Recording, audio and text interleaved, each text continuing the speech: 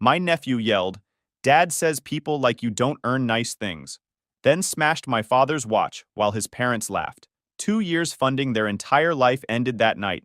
Next came eviction notices, restraining orders, and police at their door. Hey, Reddit, thought helping family would bring us closer. Instead, it blew up in my face with lies, threats, and cops at the door. Before all that chaos, let me start from the beginning. My name's Lucas Hale. I'm 38, live just outside of Flagstaff with my daughter Rowan. I run a small auto shop and still turn wrenches. Nothing fancy, but it pays the bills, and I like the quiet. Her mom's been out of the picture for years. That part of my life went bad a long time ago, but I've managed to keep things steady since. Or at least I thought I had. My younger brother Marcus is 34. He married this woman, Sienna, 5 years ago. They've got 2 kids, Caleb, who's 10, and Emery, who's 7. When Marcus lost his job 2 years back, I stepped in to help. Rent, car loan, kids' school tuition, I covered it all. I was the listed payer on their school account. Our district runs kindergarten through 6th grade on one campus, so all 3 kids are at the same school. Rowan and Caleb even share lunch and recess. Last month was my birthday. I didn't want a big thing, just dinner with family at a nice place downtown. I booked it 3 weeks early. Outdoor seating, good food, quiet enough so Rowan wouldn't feel overwhelmed. She's 11, shy, and birthdays have always been our thing. Marcus and Sienna showed up late. They always do. Marcus barely said hello before sitting down. Sienna smiled like we were best friends, even though she rarely calls unless she needs something. Caleb ran straight to the tables, loud as ever, while Emery trailed behind with a tablet in her hand. Rowan sat beside me, excited about the creme brulee she'd been talking about for days. My mom was already there, making small talk about the weather. It felt normal for maybe 5 minutes. Then Caleb started. He climbed on chairs, grabbed bread rolls with his hands, talked over everyone. Marcus told him twice to settle down, but didn't mean it. Sienna laughed like it was cute. Nobody else said anything. That's how it always goes with them. Caleb gets away with everything because calling him out means drama, and my mom avoids drama like it's fire. I kept my head down. It was my birthday.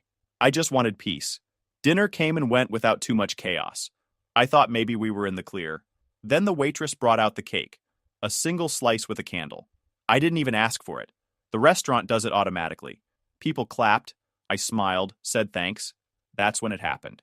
My dad passed away 6 years ago. Left me his old watch, nothing expensive but real sentimental. Worn leather band, small crack on the glass, kept it clean and working because it was one of the few things of his I had left. While I was leaning forward to blow out the candle, Caleb slipped behind me. Before anyone could say a word, he yanked the watch right off my wrist. "Hey!" I started, but he was already holding it up like a trophy. "Dad says people like you don't earn nice things," he yelled, loud enough for the whole patio to hear. And then he threw it. Over the railing. It hit the concrete walkway below with this sound I'll never forget. Metal on stone, sharp and final. The strap snapped. The back popped off. The glass shattered completely. For a second, nobody moved. Then Sienna laughed. Like, full-on laughed. Tears in her eyes kind of laugh. Marcus smirked but didn't say a word. Rowan froze in her seat, eyes wide. My mom muttered something about boys being boys. I didn't yell, didn't make a scene. I just stood up, grabbed my jacket, and told Rowan we were leaving. Paid the bill on the way out. Nobody stopped us. Nobody apologized. I picked up what was left of the watch on the sidewalk. The strap was in 2 pieces. The back plate was bent. It was done for. Rowan didn't say anything in the car. She just held the box with the leftover cake on her lap. I think she knew I didn't want to talk right then. When we got home, I put the watch in a drawer. Sat there for a minute, staring at the wall. 2 years. Rent, car payments, tuition, thousands of dollars. All the times I said yes when I should have said no. And this is what I get? I opened my laptop, logged into the bank account, canceled every single payment tied to Marcus Hale. Rent, gone. Car loan, gone. School tuition, gone. Somewhere along the line, the car autopay had failed 2 months back. I hadn't caught it until now. Not a word to anybody. That night, I didn't answer the phone. Marcus called twice. Sienna texted some fake sweet, thanks for dinner message like nothing happened. They had no idea what was coming. By morning, the first text came in from Marcus. No, good morning. No, hey, what happened last night? Just, car's gone. Did you cancel something? I didn't reply. Looks like the loan had already hit active repo status. Canceling my autopay just meant the repo truck came the next morning. I let it sit. He called twice, straight to voicemail. By noon, Sienna texted me. Fake sweet like always. Hey Lucas, did you forget the car loan this month? No biggie, just wondering. I didn't answer her either. By dinner time, Mom called. She didn't even say hi before asking, Lucas, did you change something with Marcus's car payment? Yeah, I said. I stopped paying it. I didn't know you were paying his bills, she said. Nobody did, I said. She paused like she didn't know what to say next. Oh, okay. Well, Marcus said it got repossessed this morning. Yep, I said. Another pause. Then, maybe you should have given him a heads up first. I gave him 2 years of heads up, I said. She sighed the way moms do when they want you to feel guilty, but don't want to say it out loud. By the next day, Marcus switched from confused to mad. Are you kidding me? You couldn't even warn us? How are we supposed to get to work now? Work? He hadn't had a job in 2 years. At least not that I knew of. Maybe he'd picked up shifts somewhere and just hadn't said. He called 3 more times before noon. Left a voicemail saying, we can talk this out like adults if you just pick up. I didn't. Later that night, Sienna sent a longer text. Sienna, look, I don't know what your problem is, but punishing the kids isn't fair. They didn't do anything. Didn't do anything? I pictured Caleb on that patio, holding my dad's watch like a trophy. Another text followed. Sienna, rent's due this week too. Can you at least send that so we don't fall behind? Just until Marcus finds steady work? I typed out a response, then deleted it. Better to let the silence do the talking. The next day, there was a knock on my door. I looked through the window. Marcus. I opened it just enough to step outside. What? He looked rough, hoodie, unshaven, circles under his eyes. You couldn't give me 1 month? Just one? I kept my voice calm. I gave you 2 years. He shifted like he didn't know what to say next. Sienna's freaking out. Rent's due. Kids need school stuff. You can't just cut us off without warning. I just did, I said. His jaw clenched. So this is about the watch? That's what this is? It's about everything, I said. He laughed without humor. You've always thought you were better than me. I shook my head. No, I just stopped letting you use me. Before he could answer, I closed the door. He stood there another minute, then left without knocking again. That night, Rowan sat at the table doing homework. She looked up once and asked, Are Uncle Marcus and Aunt Sienna mad at us? They're mad at me. Not you, I said. She hesitated, then said, Caleb told some kids at school that we're broke now, that you can't pay for stuff anymore. I stopped what I was doing. When did he say that? Today at recess. She looked down at her paper. He said his mom told him you're selfish. I clenched my jaw but kept my voice even. Don't listen to him. She nodded but didn't look convinced. 2 days later, Marcus sent a picture of Caleb holding a piece of paper with SORRY written in blue crayon. He feels bad about the watch. Can we put this behind us? No mention of Sienna laughing. No mention of Caleb yelling in front of the whole patio. I didn't answer. By the weekend, Marcus sent another text. Landlord says rent's late. You know we can't cover this place without your help. You really gonna let your niece and nephew get kicked out? Still no apology. Just guilt. That same night, Sienna posted on Facebook. Some people love to act generous until times get tough. Then they show their true colors. But people started asking questions in the comments. Sienna ignored them. More missed calls, more be a family texts, more vague booking. I saved everything. Monday morning, Rowan didn't want to go to school. She said she had a stomachache, but she looked fine. I asked her what was really wrong, and after a little pushing, she said Caleb shoved her backpack off the bench at lunch and called her a crybaby when she told him to stop. I drove her anyway, but my hands were tight on the wheel the whole way. By lunchtime, I was getting texts from Marcus again. Marcus, why'd you tell Rowan to be rude to Caleb at school? He says she cursed at him. That's not okay. I ignored it. That evening, Rowan told me Caleb had kicked her soccer ball over the fence after school and laughed when she had to ask the teacher to get it. I sent one text to Marcus. Me. Tell your kid to leave Rowan alone. No answer. The next day, there was a long scratch down the side of my truck. Not a random ding. This went from the front headlight to the tailgate in one slow line. A few feet below it, someone had written the word JERK in the dust on my rear bumper. I stood there staring at it for a full minute before getting my phone out. I texted Marcus. Truck's scratched. Know anything about it? 5 minutes later, nope. Another text right after. Maybe don't blame us for everything going wrong in your life. That night, Rowan said she saw Caleb near the parking lot after school, laughing with 2 of his friends. I didn't say anything to her about the truck. No point. The next day, I called the restaurant from my birthday dinner, asked if they had cameras covering the patio. The manager said yes and offered to send me the footage once he got permission from the owner. When it came through, there it was on screen. Caleb grabbing my watch, yelling, throwing it over the railing. Sienna doubled over, laughing. Marcus sitting there like nothing happened. I saved the video. By Thursday, another text from Marcus. Marcus. Rent's late now. Landlord is calling. What are you doing? You know we can't afford this place without you. Not my problem. No response. That same night, Sienna posted on Facebook again. Family should be there when times get tough. Sad when they turn their back on kids. She turned off the comments after 3 people asked why she couldn't get a job. The next morning, Rowan told me Caleb called her garbage girl in front of the other kids. Said his mom told him I'm too cheap to pay for anything now. That was it. I drove to the school, asked to speak to the principal, told him what was going on, asked if Caleb could stay away from Rowan during school hours. The principal said they'd keep an eye on things. Not a formal no contact. Saturday morning, I walked outside and found the driver's side window of my truck cracked in a star shape, like someone had hit it with a key or rock. I called Mom, told her everything. The bullying, the scratches, the window, the video. She just sighed and said, maybe I should talk to Marcus before things got worse. Things are already worse, I said, and hung up.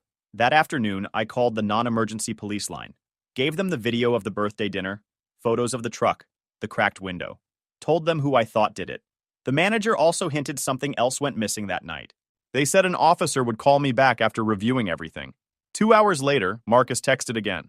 Marcus, Sienna says you're trying to ruin our lives. You've made your point. Enough is enough. I didn't answer, because this wasn't even close to enough. The officer called Monday afternoon, asked me to bring the video, photos, and everything I had. I drove down there after work. 2 officers watched the birthday footage twice on the small monitor. Property damage, harassment, possible child involvement, one officer said while scribbling in his notebook. We'll open a case. You believe the same people vandalized your truck? Yes, I said. Them or the kid they're letting run wild. He nodded. Anyone else have a reason? No, just them. Before I left, the second officer said, if there's more, threats, vandalism, anything, save it all. Messages, voicemails, video. The more you have, the cleaner the case. I nodded and walked out, holding the USB drive like it weighed 100 pounds. That evening, Marcus sent the first text. Marcus, Mom said you went to the cops. What the hell, Lucas? I didn't reply. 5 minutes later, Marcus, this is family business. You don't drag cops into it. I set the phone face down on the counter. More posts, more sideways swipes, more silence when people asked for facts. I screenshotted and moved on. Next day at noon, the officer called back. The restaurant had filed its own report. Turns out Caleb didn't just toss my watch. He walked out with a server's tablet after we left. The camera caught him shoving it under his hoodie. The officer said it looked practiced. Your brother returned it the next morning, the officer said. Claimed the kid found it outside. The police didn't buy it. Now there were 2 incidents linked to the same family. My truck and the tablet theft. That afternoon, Rowan told me Caleb shoved her again at recess. This time he knocked her notebook out of her hands. She said he laughed when the pages went flying in the dirt. I called Marcus right then. He didn't answer. I texted him instead. Keep your kid away from Rowan or I call the cops tonight. 10 minutes later, he texted back, he's just a kid. Don't overreact.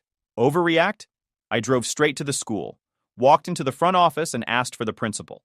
Told him Caleb was harassing my daughter repeatedly, shoving her, mocking her, spreading garbage about me. I wanted it on record. The principal looked surprised but nodded, said they'd speak to Caleb and his parents. I said, do that. And if he lays a hand on her again, it won't be you dealing with it. Thursday morning, the officer called again. Said they were pulling Marcus and Sienna in for formal statements about the tablet and the vandalism. Asked if I wanted to press charges if the evidence lined up. Yes, I said. I hung up and started printing everything. Texts, screenshots, photos of the truck, stills from the video. That afternoon, Sienna texted me for the first time in days. Sienna, whatever the cops told you, this is ridiculous. You're making a big deal out of nothing. Just pay the rent until Marcus finds work, and we can all move on. I didn't answer. 20 minutes later, Sienna, you've always hated me. This is personal, isn't it? I shut my phone off. Friday morning, the officer called back again. The case was moving forward. Marcus and Sienna were scheduled to come in the following week for questioning. The combination of the restaurant footage, the tablet theft, my truck photos, Rowan being shoved, and Sienna's attempt to get pickup details meant the police were officially taking it seriously. including a possible custodial interference count. When I got home, Mom was standing on my porch. Maybe stop this before it gets worse, she said, as soon as I got out of the truck. Marcus says the kids are upset. Says you're trying to ruin their lives. They shoved Rowan at school, I said. You tell me again who's ruining lives. She looked down at her shoes. Didn't answer. Saturday night, Marcus left a voicemail. His voice wasn't shaking. It was tight with anger. You think you're better than me? Fine. But you drag cops into this, you'll regret it. I saved the voicemail. Then I sent it straight to the officer handling my case. Because this wasn't just about a watch anymore. Wasn't about rent or car payments, or even the truck. They went after my daughter, and that ended all discussion. For Monday, 8:12 a.m., the school front office called while I was tightening a belt on a customer's truck. Mr. Hale, did you phone us earlier about Rowan's schedule and pickup routine? No, I said. Why? We had a caller saying they were you. We didn't give anything out. We record those calls. Do you want the audio? Yes, email it. I washed the grease off, sat in the break room with my phone on speaker, and hit play. Fake friendly voice, soft, trying to sound helpful. The little breath at the end of sentences gave it away. It was Sienna. Whether she meant to snatch Rowan for a scare or just stalk our routine, I didn't care. I forwarded the file to the detective with one line, "Voice is Sienna," impersonating me to get pickup times. He called 10 minutes later. Bring the recording in and file an addendum. We'll treat it as attempted impersonation with potential custodial interference. Also, I recommend you apply for a temporary restraining order. Today, I closed the shop an hour early, drove straight to the station, signed the supplemental report, handed over the audio and my notes. The detective printed out a list of steps for the TRO, circled the court address, and told me where to park. The courthouse clerk slid a packet across the counter. I filled in names, dates, the birthday video, the truck photos, Rowan being shoved, and now the phone call. The judge saw me same day. He read quietly, asked 3 questions, signed, and handed the packet to a deputy. Orders active upon service, the deputy said. No contact. No social media. No third-party messages. 200 feet from you, Rowan, your home, and her school. I drove to the school, gave the office a copy. The principal made 2 sets, one for the front desk, one for the counselor. He added a note to Rowan's file. Only Lucas Hale or the listed after-school program may pick her up. I added 2 backup names from the shop just in case, Darren and Shauna, people who actually answer their phones. At 5:41 p.m., the deputy called. Order served on Sienna Sorrell. She answered the door. Says she understands the terms. At 6:03 p.m., Marcus texted a photo of the paperwork in Sienna's hand. Marcus, you did this to my family. Me. She tried to get my daughter's schedule. Stay away from us. No reply. After dinner, I installed a new camera on the porch and another pointing at the driveway. Sticky night air, bugs tapping the light, screws biting into wood. I set alerts to people only, clipped the signs straighter, and tested the feed from my phone. Clear picture to the street. At 8:47 p.m., a gray SUV idled at the corner with parking lights on. It sat there 3 minutes, then rolled away. I zoomed, got most of the plate, wrote it down, sent it to the detective. He said he'd check it against their address. Tuesday drop-off, I clocked every car like a goalie. Half a block down, a silver sedan sat with the engine running. Woman in large sunglasses holding her phone up. I took a photo, called 911, gave the license and the restraining order number. 2 patrol cars rolled in quiet. By the time I looped back, the sedan had pulled forward to the crosswalk. An officer stood by her window with the other behind the car. Sienna. She didn't look at me. The officer checked her ID, wrote something on a clipboard, and pointed away from the campus. She turned the wheel hard and left without drama. The officer walked over. She's been warned, he said. We've documented it as a potential violation and a potential attempted custodial interference incident. If she shows again, call immediately. At lunch, the school called again. Someone new had tried to sign in as aunt. Wrong name, wrong number. The front desk shut it down fast. They flagged Rowan's profile with a bright red banner and asked if I wanted a password on pickups. I gave them one. 4 random words. I printed it out and put it in my wallet. At 3:22 p.m., my camera caught a figure walking up my driveway in a hood and flat brim hat.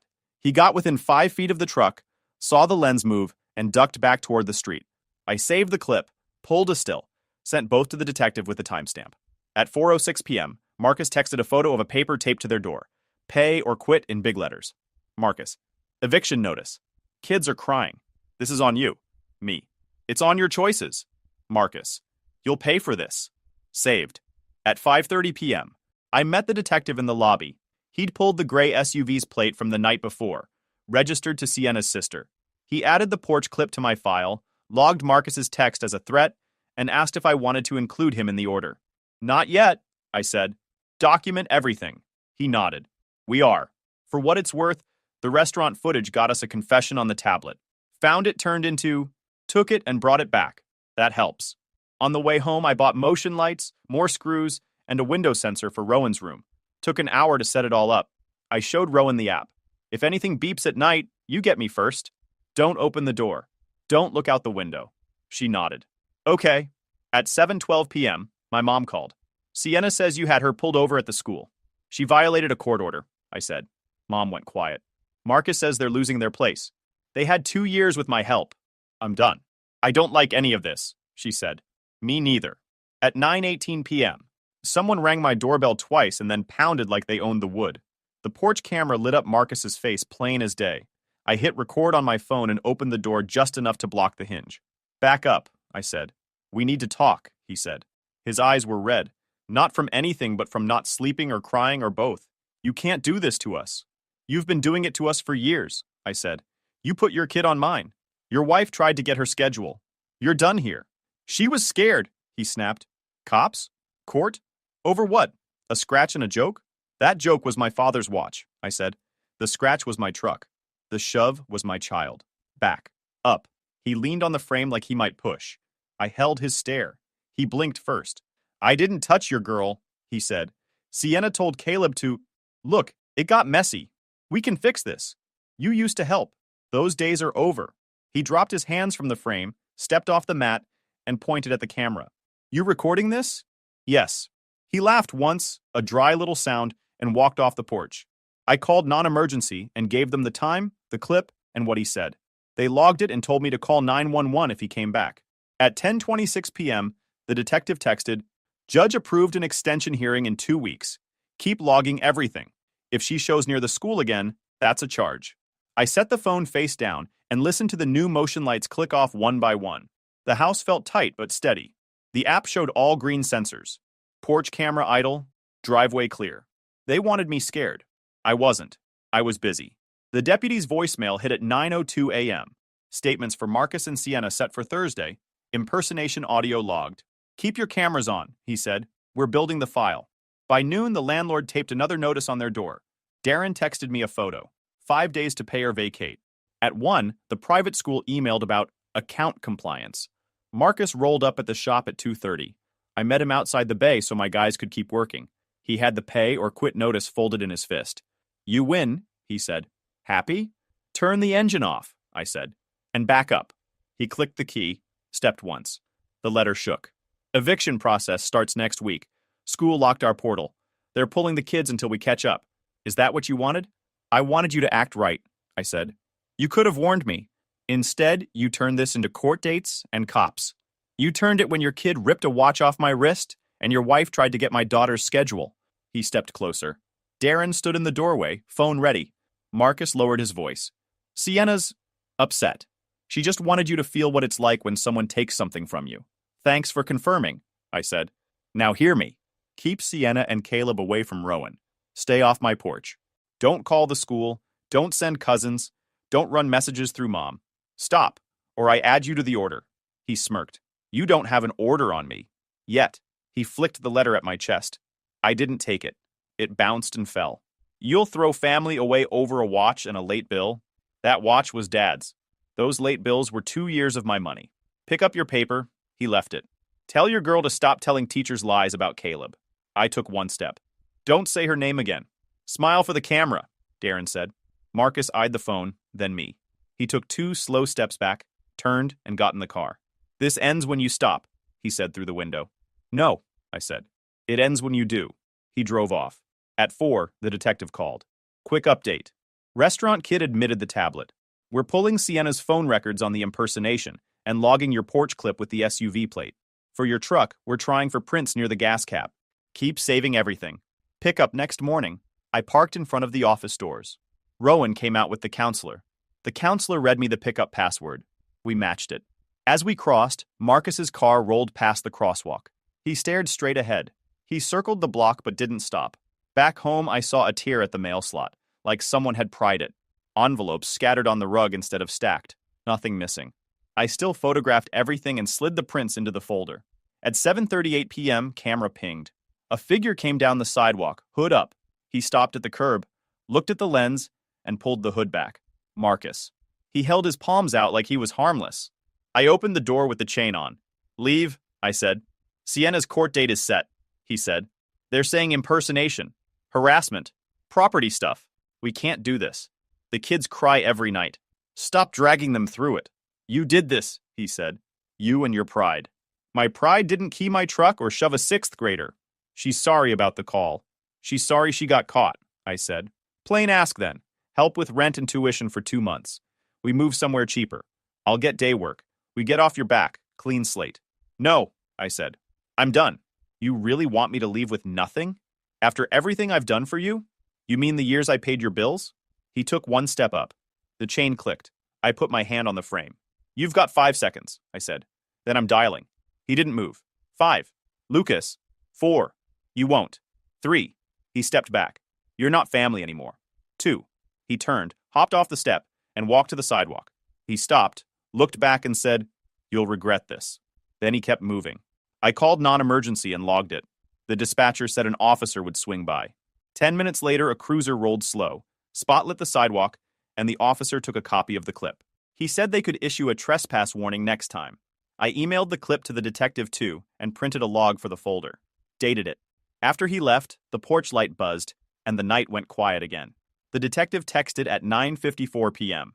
Lab pulled partial prints near your gas cap. We'll know more soon. Keep tight. I locked the door, checked the sensors, and watched the camera feed settle back to still. By the end of the week, the detective called before sunrise. Forensics said the partials from my truck's gas cap were consistent with Sienna. They'd verify once they had fresh prints. That was enough for probable cause. Between the impersonation call, the restaurant footage, the tablet admission, and destruction of property, the file was thick. A judge signed the warrant before close of business. At 9:14 a.m., a deputy knocked with the signed paperwork. Charges listed: criminal damage and attempted impersonation tied to a minor's school. The detective said they were reviewing custodial interference. He asked if I wanted to be informed when they picked her up. I said yes. By 11, a text from Darren at the shop. Cops just left Marcus's place. Took Sienna. Quiet. Kids stayed inside. Half an hour later, Marcus blew up my phone. 5 calls, 3 voicemails, all ignored. Then one text, You proud of yourself? I saved it. At 2, the school counselor called. Per the detective's notice to the district, the front office had been told about the arrest and would keep extra eyes on Rowan at dismissal in case anyone tried something stupid. I thanked her and drove to the school anyway. Sat where the cameras could see me, engine running. Marcus's car didn't show. Friday morning, the detective called again.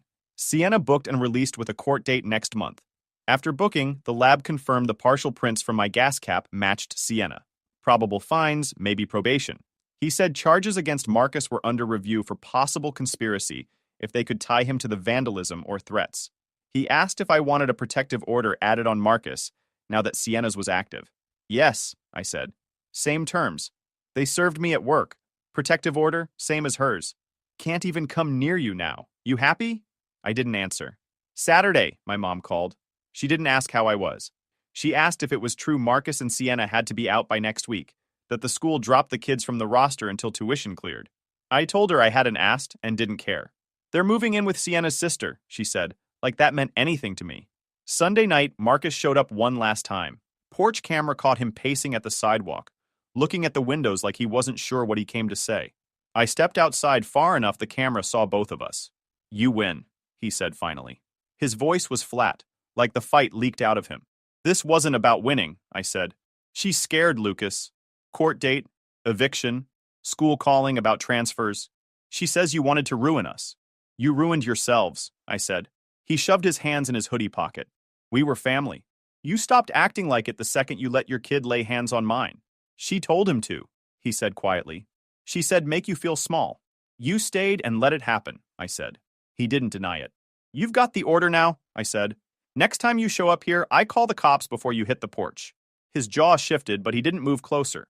He just said, Kids don't understand any of this. They'll figure it out, I said. They'll know who burned the bridge. He turned without another word, walked back to the sidewalk, and kept going until the camera lost him in the dark. Tuesday, the detective emailed me the case summary for my records.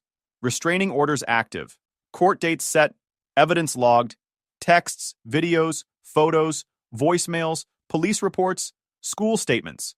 He said the DA was reviewing everything for potential stacking, including attempted custodial interference, since the impersonation involved a minor's information. That same afternoon, the school confirmed Rowan's pickup restrictions would stay locked until I asked otherwise. Password system active. Cameras at the gate flagged on my phone whenever a car idled too long. By Friday, Darren texted me a photo of Marcus and Sienna loading boxes into a U-Haul at their old place.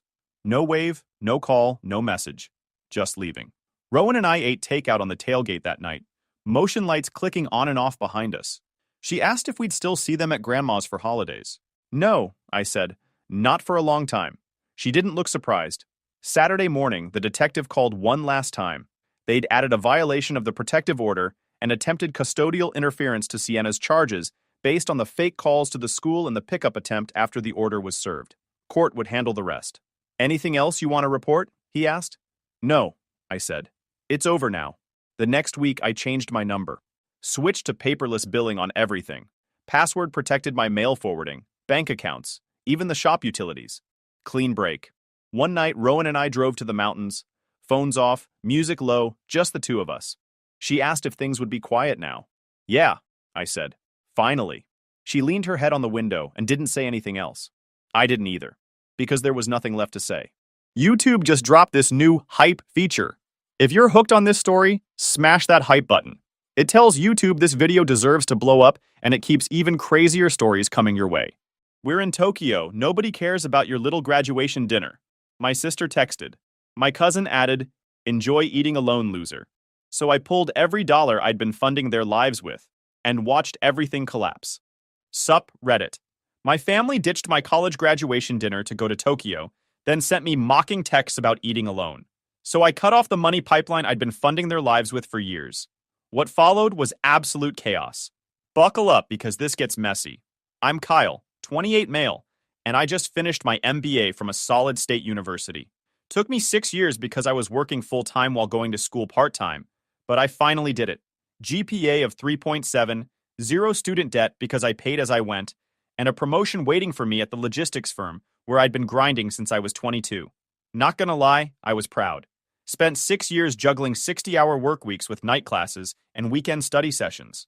Missed birthdays, holidays, pretty much every social event you can think of. My friends stopped inviting me places because I was always either at work or in class or studying, but I kept my head down and pushed through because I had goals. The degree was supposed to open doors. My company had already promised me a senior analyst position once I graduated, complete with a 20% raise and actual decision-making authority, instead of just running reports for people who barely understood the data I was giving them. My family knew how hard I'd worked for this. They'd watched me spend my 20s living in a cramped studio apartment, driving a car with 200,000 miles on it, eating meal prep chicken and rice 6 days a week, because that's all I could afford while paying tuition out of pocket. When I told them I was graduating in May, I started planning a small celebration dinner. Nothing fancy, just family at a nice restaurant. I made reservations 2 months in advance at this Italian place downtown that had good reviews. Called everyone, got confirmations, even put down a deposit for a private room since there would be about 15 people. My parents, my 2 sisters, my aunt and uncle, 3 cousins, my grandmother. The people who'd supposedly been supporting me through this whole journey. The ones who'd tell people at family gatherings how proud they were that I was bettering myself and making something of my life. 2 weeks before graduation, my sister Natalie, 26 female, mentioned she might not make it. She had this opportunity to go to Japan with her boyfriend. Some last-minute trip he'd planned. I reminded her the graduation dinner had been scheduled for months, and she rolled her eyes and said she'd try to work it out. Natalie's always been the golden child who could do no wrong. Dropped out of community college after 1 semester, bounced between retail jobs and server positions, never held anything longer than 8 months. But according to my parents, she was finding herself and exploring her options, while I was just being too rigid with my life choices. Her boyfriend Trevor was one of those guys who talks about starting businesses, but never actually does anything. claimed he was an entrepreneur, but as far as I could tell, his main business was spending other people's money while posting motivational quotes on social media. My parents loved him, though, said he had vision and drive. A week before graduation, my cousin Blake, 29 male, texted asking if he could bring his new girlfriend to the dinner. I said sure, already paid for extra seats anyway. He responded with, cool, but actually we might not come. Depends on what's going on that weekend. Blake's the family party guy. Never finished college, works as a bartender at some club downtown, lives with his parents rent-free at 29 because he's saving up for something he never specifies. Shows up to family events with a different girl every time, always talking about how he's networking and building connections, when really he's just going out every night and sleeping until 3 p.m. 3 days before graduation, my other sister Melissa, 24 female, called. She wasn't going to make it either. Her roommate was having a crisis and needed her support. When I asked what kind of crisis, she got vague and defensive. Said I was being selfish by expecting her to drop everything for a dinner when her friend really needed her right now. Melissa's whole personality is being there for everyone except the people who've actually been there for her. She'll cancel family plans to help some friend she met 3 weeks ago move apartments. But when I needed help moving after working a 12-hour shift, she was too busy. According to her, I'm just not as emotionally available as her other relationships. The night before graduation, I got a group text from Natalie. Hey everyone, quick update. We're in Tokyo. Trevor surprised me with tickets and we couldn't pass it up. Trip of a lifetime. Sorry about tomorrow, but you understand. Have fun at your little dinner thing. Attached was a photo. The whole family. All of them. Standing in front of the famous Shibuya crossing like they were filming a tourism commercial. My parents, both sisters, Blake, his new girlfriend, my aunt and uncle, even my grandmother who claimed she had a doctor's appointment and couldn't travel. 15 people who'd confirmed they'd be at my graduation dinner were instead posing in matching berets and scarves in front of French landmarks. They'd planned an entire international trip, coordinated schedules, bought plane tickets, booked hotels, and managed to keep it secret from me for weeks. The caption on the photo? Finally together. Family first. My phone started blowing up with texts from the group chat. Blake added, enjoy eating alone, loser. This is what real success looks like. Natalie chimed in. We're in Tokyo. Nobody cares about your little graduation dinner. Grow up. My mom sent a separate text. Don't be dramatic. We'll celebrate when we get back. You understand that opportunities like this don't come around often. I sat there staring at my phone for probably 20 minutes. Didn't cry, didn't rage, just processed what was happening. These people who'd spent years telling me how proud they were, who'd bragged about me to their friends, who'd supposedly supported my educational journey, had collectively decided that a vacation was more important than showing up for me. The dinner was the next day at 6 p.m. I'd paid a $500 deposit for the private room. The reservation was for 15 people. I called the restaurant and canceled everything. Lost the deposit, but whatever. Then I spent graduation day exactly how I spent most of my 20s. Working. Had a project deadline coming up, and sitting around feeling sorry for myself wasn't going to hit those targets. My manager found out what happened when he asked why I looked miserable after walking across the stage that morning. I told him my family was in Tokyo instead of at my graduation dinner. He took me out for steaks that night, told me his family had pulled similar stuff, and gave me some advice that stuck with me. Family's supposed to show up. When they don't, you remember it. And when they need something from you later, you remember it then too. The thing is, I'd been doing more than just working hard and going to school. I'd also been bankrolling my family's lifestyle for the past 4 years. And they had no idea how much. See, I'm good with money. Always have been. While everyone else was spending their paychecks on whatever they wanted, I was running spreadsheets and building budgets and tracking every dollar. When I started making decent money at the logistics firm, I got smart about investing, building an emergency fund, and creating passive income streams. By the time I was 25, I was pulling in about $90,000 a year between my salary and side investments. Not rich, but comfortable enough that when family asked for help, I usually said yes. Started small. My parents needed help with property taxes one year. $1,500.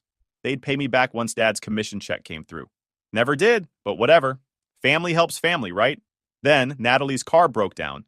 Needed a new transmission. $2,800. She promised to pay me back in installments. Made one payment of $200, then stopped responding when I asked about the rest. Melissa needed help with rent during a rough patch between jobs. 6 months of rent payments at $900 per month. She was supposed to pay me back once she got stable. That was 2 years ago. Still waiting. Blake's car got repossessed because he stopped making payments. I loaned him $3,500 to get it back. He told everyone I'd helped him out, but never mentioned the loan part.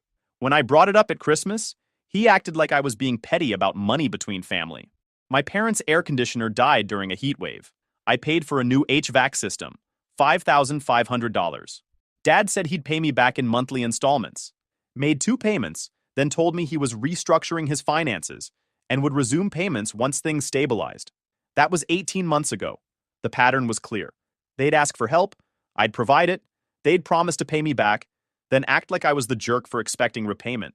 And because I was making good money and living below my means, they assumed I didn't need it back. But I'd been keeping records. Every loan, every payment, every promise. Had it all documented in a spreadsheet with dates, amounts, and terms. Not because I was planning anything, just because that's how I operate. Track everything. Trust the data. Sitting in my apartment the night of my graduation, eating leftover Chinese food, and looking at photos of my family in Tokyo, I pulled up that spreadsheet. Wanted to see exactly how much I'd funded their lives while they couldn't be bothered to show up for mine. The number was staggering. Over 4 years, I'd loaned or given my family $48,000. Some of it was official loans with promises of repayment. Some was gifts that I'd been guilted into not expecting back. Some was me covering expenses they couldn't handle because their financial planning sucked. My parents owed me $12,000. Natalie owed me $8,000. Melissa owed me $6,000. Blake owed me $5,000. My aunt and uncle had borrowed $4,000 for their daughter's wedding and never paid it back. Even my grandmother owed me $1,500 from when she needed help with medical bills. $48,000. That's what it cost to be the responsible one. The one with the job and the savings and the good credit. The one who could be counted on when everyone else screwed up. The Bank of Kyle, always open. Apparently never expecting any returns. And where was that money now? Paying for their Tokyo vacation while I ate cold noodles alone in my apartment. The rage that hit me wasn't explosive. It was cold and calculating. Started thinking about exactly how much of their current lifestyle depended on me continuing to be the family ATM. Natalie's car that I'd fixed? She couldn't afford the insurance without my help. Had been covering her premiums for 8 months because she claimed the payments were too high after her boyfriend lost his job. $270 a month going to keep her insured on a car I'd already paid to repair. My parents' house? They'd refinanced twice and were underwater on the mortgage. I'd been covering their property tax payments for 2 years because they couldn't afford both the mortgage and the taxes. $2,400 a year so they wouldn't lose their house. Melissa's apartment? I was guarantor on her lease because she had terrible credit from unpaid credit card bills. She'd already missed rent twice this year, and the landlord had called me both times.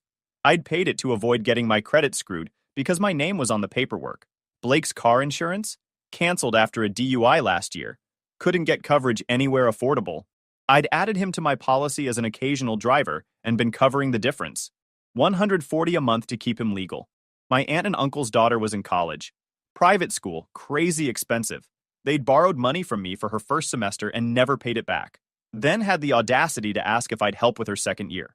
I'd said no, but they'd gotten my parents to guilt trip me into investing in family education.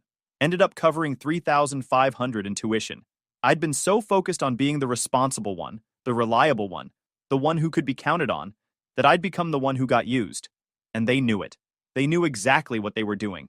The group chat from Tokyo kept buzzing all weekend. Photos of them at temples, restaurants, street markets. Natalie posted a picture of her and Trevor at a traditional tea ceremony with a caption about living our best lives. Blake posted a video of everyone doing a toast at some fancy restaurant with the caption, "Family Goals." Not one person asked how graduation went. Not one person apologized for missing it. Not one person acknowledged that maybe, just maybe, planning a family vacation on the same weekend as my graduation dinner was kind of messed up. Sunday night, my mom sent me a text. "Hope you had a nice weekend. We'll do something for your graduation when we get back. Love you." Like she was doing me a favor. Like showing up a month late with some gas station flowers would make up for the coordinated abandonment. That's when I made my decision. I wasn't going to yell or argue or make a scene. I was just going to stop. Stop being the bank. Stop being the safety net. Stop funding their lives while they treated me like an afterthought. Monday morning, I called my insurance company and removed Blake from my policy. The agent asked if I was sure, and I said absolutely. He'd need to find his own coverage by the end of the month. Then I called Natalie's insurance company and canceled the payment method. She'd get a notice that her policy was about to lapse. Could set up her own payments if she wanted to keep coverage.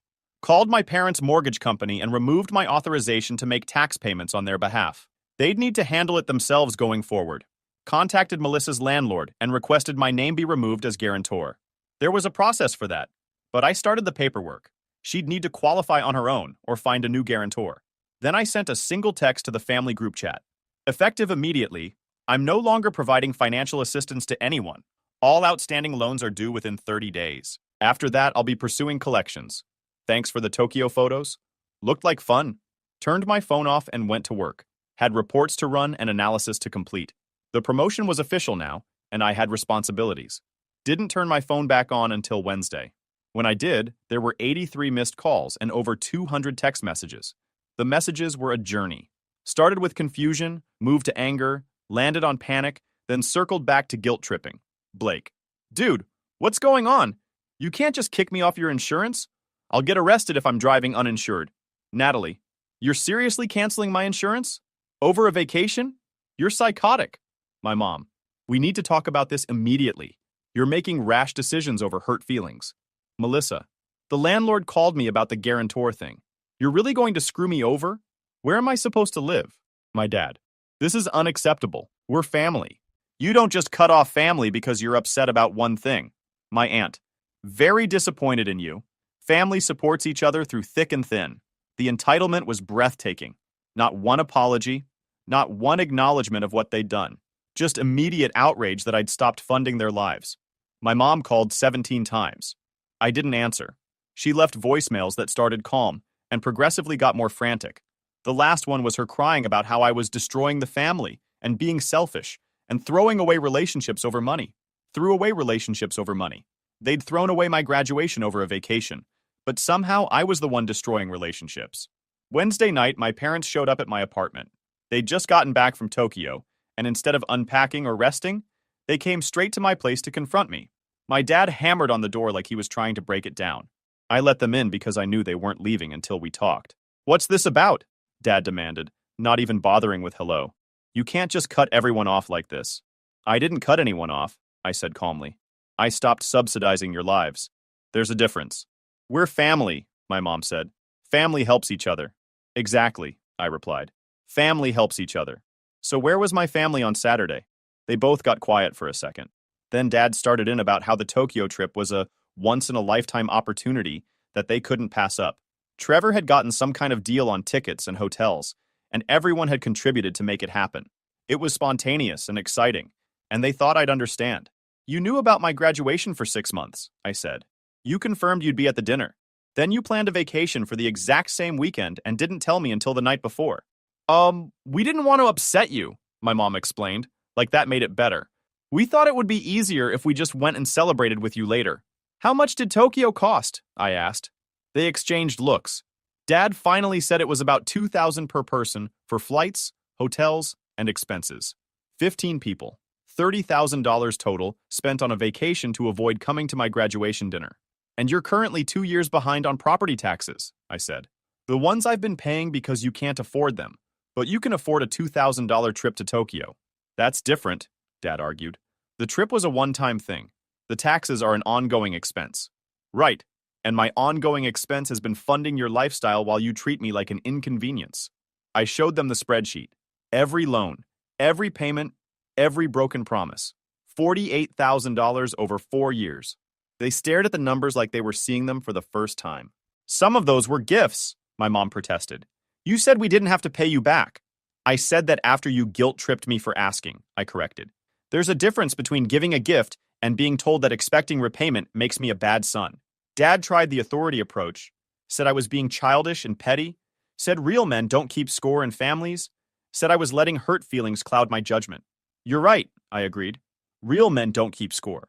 They also don't ditch their son's graduation for a vacation and then act like he's wrong for being upset about it. My mom started crying, said I was tearing the family apart, said money shouldn't come between us, said she raised me better than this.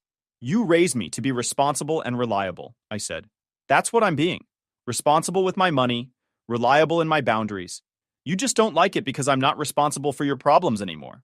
They left after an hour of circular arguments. Before walking out, Dad told me I'd regret this decision. That family was more important than money, and someday I'd need them and they wouldn't be there. I told him that was fine. They'd already proven they wouldn't be there anyway. The next week was brutal. Every family member called to tell me I was wrong. My aunt said I was being cruel. My uncle said I was holding grudges. My grandmother called to say she was disappointed in me for valuing money over relationships. Blake showed up at my apartment demanding I reinstate his insurance. When I said no, he tried to intimidate me with his height and build. I reminded him I had cameras and assault charges stick. He left. Natalie sent long text messages about how I'd always been jealous of her and Trevor, how I was bitter because I'd spent my 20s working instead of living, how I was punishing her for being happy. She never once mentioned missing my graduation. Melissa tried the sympathy approach, said she couldn't afford rent without my help and would end up homeless. I suggested she get a roommate or find a cheaper place. She called me heartless. My parents started telling extended family that I'd abandoned them over a misunderstanding about a dinner. Made it sound like I'd overreacted to a simple scheduling conflict. Conveniently left out the part where they'd planned an international vacation to actively avoid my graduation. I let them talk. Didn't defend myself. Didn't explain. The people who mattered knew the truth. 2 weeks after cutting them off, the consequences started hitting. Blake's car got impounded for driving without insurance. Cost him $800 in fees and fines to get it back. He called screaming about how it was my fault. I reminded him he'd had a month to get his own coverage. Natalie's insurance lapsed. She got pulled over for a broken taillight and got cited for no insurance. Had to go to court, pay fines, and provide proof of coverage. She sent me a picture of the ticket with a message. Hope you're happy. My parents got a notice from the county about unpaid property taxes. They'd be facing liens and potential foreclosure proceedings if they didn't pay within 60 days. They called demanding I fix it. I declined. Melissa's landlord refused to renew her lease without a guarantor. She had to move in with friends, splitting rent 3 ways in a 1-bedroom apartment. She posted on social media about how family betrayal had forced her into a terrible living situation. The family group chat turned into a support group for people dealing with the fallout of my boundaries. They'd post about their struggles and blame me. Acted like I'd caused their problems, instead of just stopping to prevent them. My mom posted on social media about difficult family situations and the pain of unconditional love. Got a lot of sympathy comments from people who had no idea what she was talking about. She never mentioned Tokyo or my graduation, just positioned herself as a suffering mother dealing with a difficult child. I blocked most of them on social media. Didn't need to see their version of events. 3 weeks in, my uncle called with a different approach. He wanted to mediate. Thought maybe we could all sit down and talk through this rationally. I agreed to meet him for coffee. He showed up with a printed agenda, had bullet points about family unity and forgiveness, and moving forward. I let him present his whole case. When he finished, I asked him one question. If this was your son's graduation, and your family planned a vacation the same weekend and didn't tell you until the night before, how would you feel? He got quiet. Finally said he'd probably be upset but would try to understand that things happen, and people make mistakes. It wasn't a mistake, I said. It was a choice. They chose to plan a trip, book flights, coordinate schedules, and spend $30,000 to avoid being at my graduation. That's not a mistake. That's a statement about priorities. He tried to argue that maybe they didn't realize the dates conflicted. I pulled up Natalie's text messages from 3 months earlier, where she'd confirmed she'd be at the dinner, and was so proud of me for finishing school. He had no response to that. Here's the thing, I told him. I don't care if they apologize. I don't care if they explain. I'm done being the family bank. They can fund their own lives from now on. He asked about the money they owed me. I said they had 30 days to pay, or I'd pursue collections. He looked shocked that I was serious. You'd really take your own family to court over money? No, I corrected. I'd take people who borrowed money and refused to pay it back to court. The fact that they're related to me just makes their theft more disappointing. We didn't meet again after that. Week 4, my mom called from a different number. I answered because I didn't recognize it. She begged me to help with the property taxes. They'd tried to set up a payment plan with the county, but were denied because of previous late payments. They needed $9,000 by the end of the month, or they'd start foreclosure proceedings. We'll lose the house, she pleaded. Where are we supposed to go? I don't know, I said honestly. But it's not my problem to solve anymore. How can you be so cold? How could you miss my graduation for a vacation? She didn't have an answer. Just kept crying about the house and how I was letting them become homeless over pride. I'm not letting you do anything, I said. You made choices. You chose Tokyo over my graduation. You chose to spend $2,000 per person on a vacation instead of prioritizing your property taxes. You chose to borrow money from me and never pay it back. These are all your choices. I'm just no longer shielding you from the consequences." She hung up. My dad called an hour later. Different approach. He was sorry. They shouldn't have missed my graduation. It was wrong, and he understood why I was upset. Could we please work something out? They'd pay me back, set up a real payment plan this time, whatever I needed. Just please help them save the house. How much of the Tokyo trip can you get refunded? I asked. What? The Tokyo trip. How much can you get back? Hotels, tours, any prepaid expenses? We can't get refunds. Everything's already been used. Right. So you spent $30,000 on a vacation and can't get any of it back. But you want me to give you $9,000 to save your house. We'll pay you back. Like you paid back the other $12,000 you owe me? He got quiet, then tried anger. Said I was being vindictive and punishing them for one mistake. Said real family forgives. Real family shows up? I said. You didn't. Now deal with it. I hung up and blocked his new number too. Week 5, things got nasty. Blake posted on social media about how I'd abandoned the family in their time of need. Made it sound like they were facing some tragedy, and I'd refused to help. Got a lot of supportive comments from people who didn't know the real story. Several mutual friends reached out asking if I was okay and what was going on. I didn't explain. Just said I'd set boundaries with family, and some people weren't happy about it. Let them think what they wanted. Natalie started a campaign to paint me as the villain, posted vague things about toxic family members, and people who value money over relationships. Her friends commented with support. She never mentioned the graduation or Tokyo, just positioned herself as the victim of my cruelty. My parents' friends from church started calling me. They'd heard the family was going through difficulties and wanted to offer support. I politely declined and said I was no longer involved in their financial situation. One of them, an older woman named Patricia, was more direct. Asked me point blank what was happening. I told her the abbreviated version. They'd missed my graduation for a vacation, I'd stopped funding their lifestyle, now they were facing consequences. She was quiet for a long minute, then said, "That seems fair. They made their choice." Turned out Patricia's son had gone through something similar. His family had missed his wedding for a golf trip. He'd cut them off financially, and she'd supported his decision. She promised not to share the details with anyone, but said she thought I was doing the right thing. It was the first time any adult had validated my decision. Week 6, the collection notices started going out. I'd warned them, 30 days to pay, or I'd pursue collections. 30 days came and went with zero payment from anyone, so I filed. Small claims court for amounts under $10,000. Regular civil court for my parents' larger debt. Sent the paperwork certified mail so they couldn't claim they didn't receive it. Had all my documentation ready, loan agreements, text messages confirming amounts owed, payment records showing I'd been covering their expenses. The outrage was nuclear. My entire extended family got involved. Called me heartless, cruel, vindictive. Said I was destroying the family over money. Said they couldn't believe I'd actually take my own parents to court. I reminded them that my parents had borrowed $12,000 and refused to pay it back. That was theft, not a family disagreement. Blake threatened to teach me a lesson about family loyalty. I forwarded his threatening text to the police and filed a report. He got a visit from officers telling him to leave me alone. Natalie called me sobbing, begging me to drop the lawsuits. Said this would ruin their credit and make it impossible to recover financially. I pointed out that not paying back money you borrowed ruins your credit anyway. The lawsuit was just making it official. My mom left a voicemail saying I was dead to her, that she had no son, that she'd never forgive me for this betrayal. I saved the voicemail. Might need it later. The court dates got scheduled. 3 separate hearings across 2 months.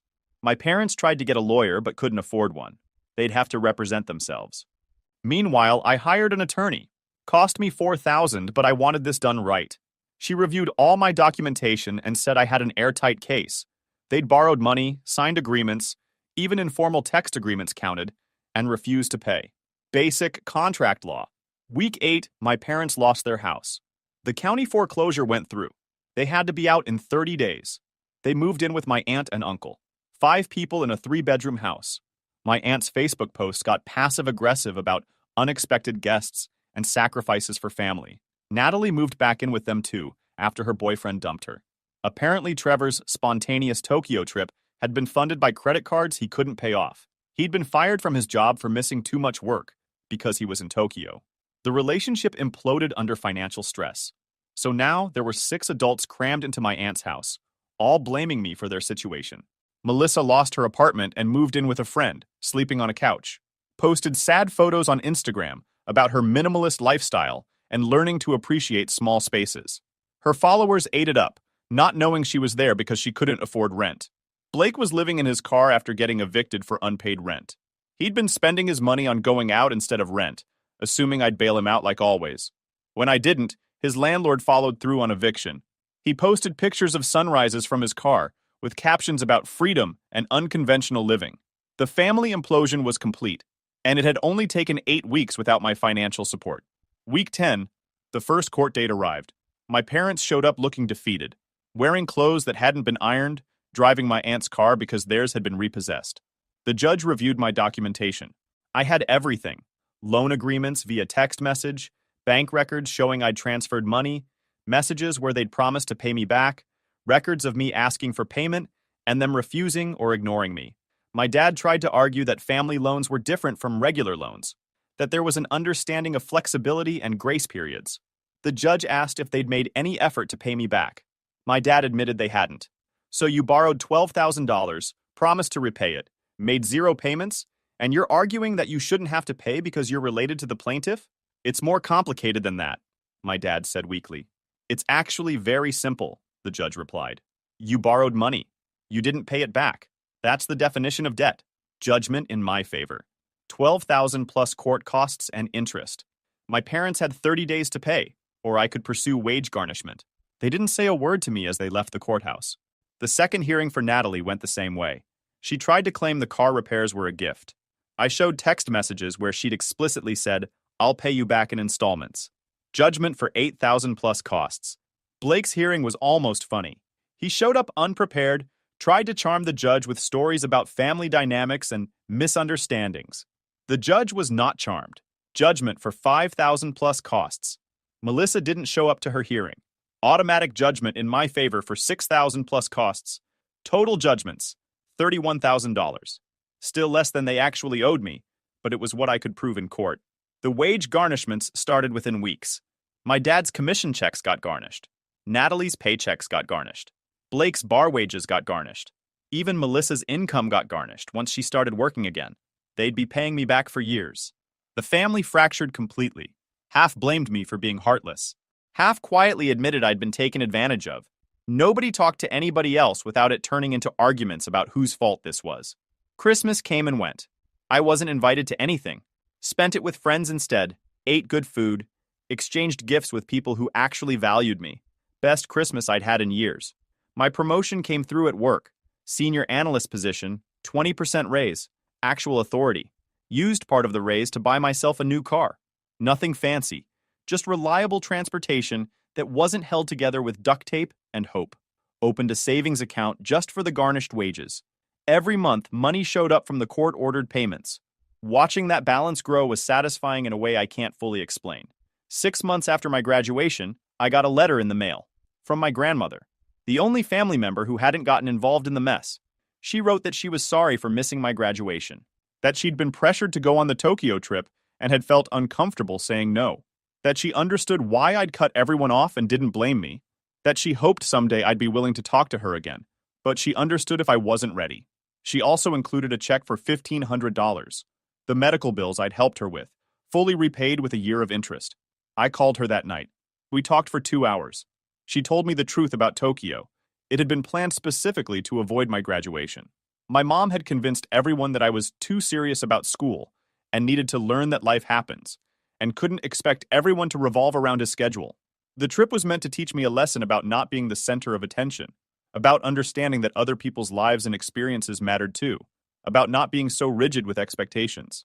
They'd literally planned an international vacation as a punishment for expecting my family to show up to my graduation. My grandmother had gone along because she was afraid of being excluded from future events, but she'd felt sick about it the whole time. Said the photos they posted were fake happiness. Everyone had been uncomfortable, but nobody wanted to be the first to admit it. They thought you'd just accept it, she said, like you always did. They didn't think you'd actually walk away. I didn't walk away, I corrected. They pushed me away. I just stopped pushing back. She agreed. Said she was proud of me for setting boundaries. Said she wished she'd taught her daughter to be more like me instead of enabling the behavior that led to this mess. We stayed in touch after that. Met for lunch every few weeks. She was the only family member I maintained contact with. A year after my graduation, my mom sent me a letter. Not an email or text, but an actual handwritten letter. She apologized. Said they'd made a terrible mistake with Tokyo, that they'd been wrong to miss my graduation, that she understood why I'd cut them off and didn't expect forgiveness. She just wanted me to know that she was sorry. She explained that they'd lost everything, the house, the cars, their savings. They were living in a small apartment now. My parents and Natalie splitting a two-bedroom. My dad was working 2 jobs to make ends meet and pay off the court judgments. Natalie was working retail again. They were barely surviving. She didn't ask for help, just said she hoped someday I'd be willing to talk to them again, that she loved me and always would, even though she'd failed to show it when it mattered. I read the letter 3 times, didn't respond. Sometimes that's the best you can do. If you enjoyed this video, please hit that subscribe button. It really helps the channel and help us bring you more and better stories. Thanks. Hey there, I'm Emma, and I'm only 26 years old. Can you believe it? 3 years ago, I tied the knot with the most stunning guy on the planet, Ethan. He's a total sweetheart, always making me feel like the luckiest girl alive. But hold on to your hats, folks, because here's the jaw dropper. My mother-in-law, Evelyn, is like the Wicked Witch of the West when it comes to me. She's been gunning for me since day one, and trust me, it's a roller coaster you won't want to miss. I totally get it. I mean, who wouldn't want to protect their precious baby boy, right? But brace yourselves for this shocker. Sometimes I think my mother-in-law, Evelyn, takes it to a whole new level. She's not just protecting her son, she's like the queen of subtle, innocent-seeming manipulations. She'll pull off these tiny, seemingly harmless acts that drive you up the wall, all while making you look like the crazy one. It's like she's got a master plan to mess with your mind. We've all encountered someone like that in our lives, haven't we? Well, buckle up, because I have to deal with this person on a regular basis. She's my mother-in-law. But here's the kicker. I was raised completely differently. I'm the kind of person who doesn't shy away from calling out nonsense. And trust me, I don't hold back. It's probably why Ethan fell head over heels for my personality, because he's the quiet, soft-spoken type. We're like yin and yang, folks. You know what they say, opposites attract. And boy, do they ever.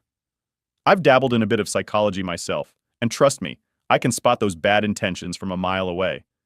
It's like our strong personalities are like magnets, just drawing us into a clash. And speaking of clashes, let me take you back to the first time I met her. Evelyn looked me straight in the eye and dropped this bombshell. Emma, don't you think it's high time you cut back on all that eating? Can you believe it? Picture this.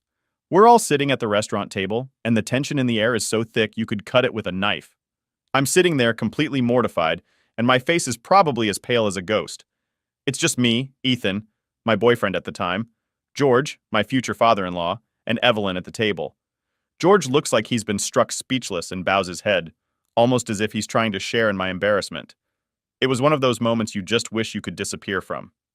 Ethan was also feeling embarrassed, but he was also angry at his mother for saying that he aptly berated her.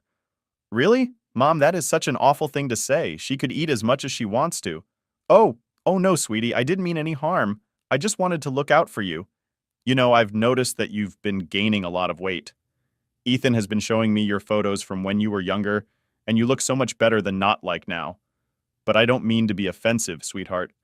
I'm just trying to give you some advice. I tried my best to remain calm as I didn't want to cause a scene, but my embarrassment quickly started to turn into irritation nonetheless, because this was my first time meeting the family, and I wanted to make a lasting impression because I absolutely adored Ethan. For the first time in a long time, I held my tongue. I just smiled at her politely and thanked her for the unsolicited advice. Situations like that grew in frequency and strength as we got to know each other more.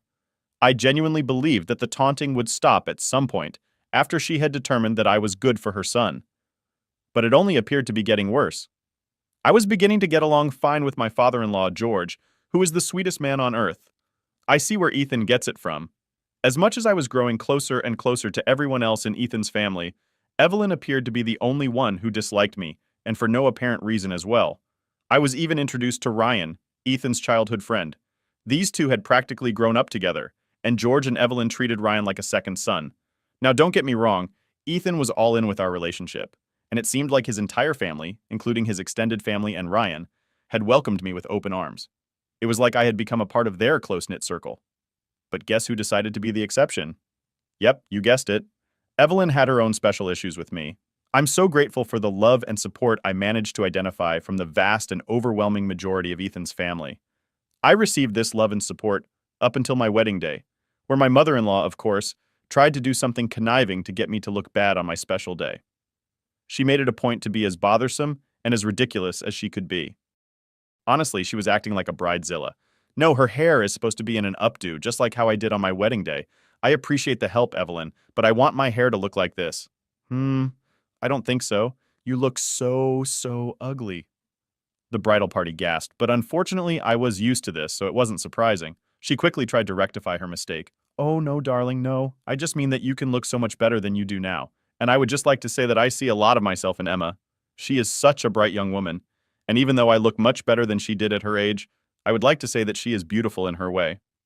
Although my father-in-law managed to get my mother-in-law to stop her ruthless antics on the day the pain and bitterness I felt remained.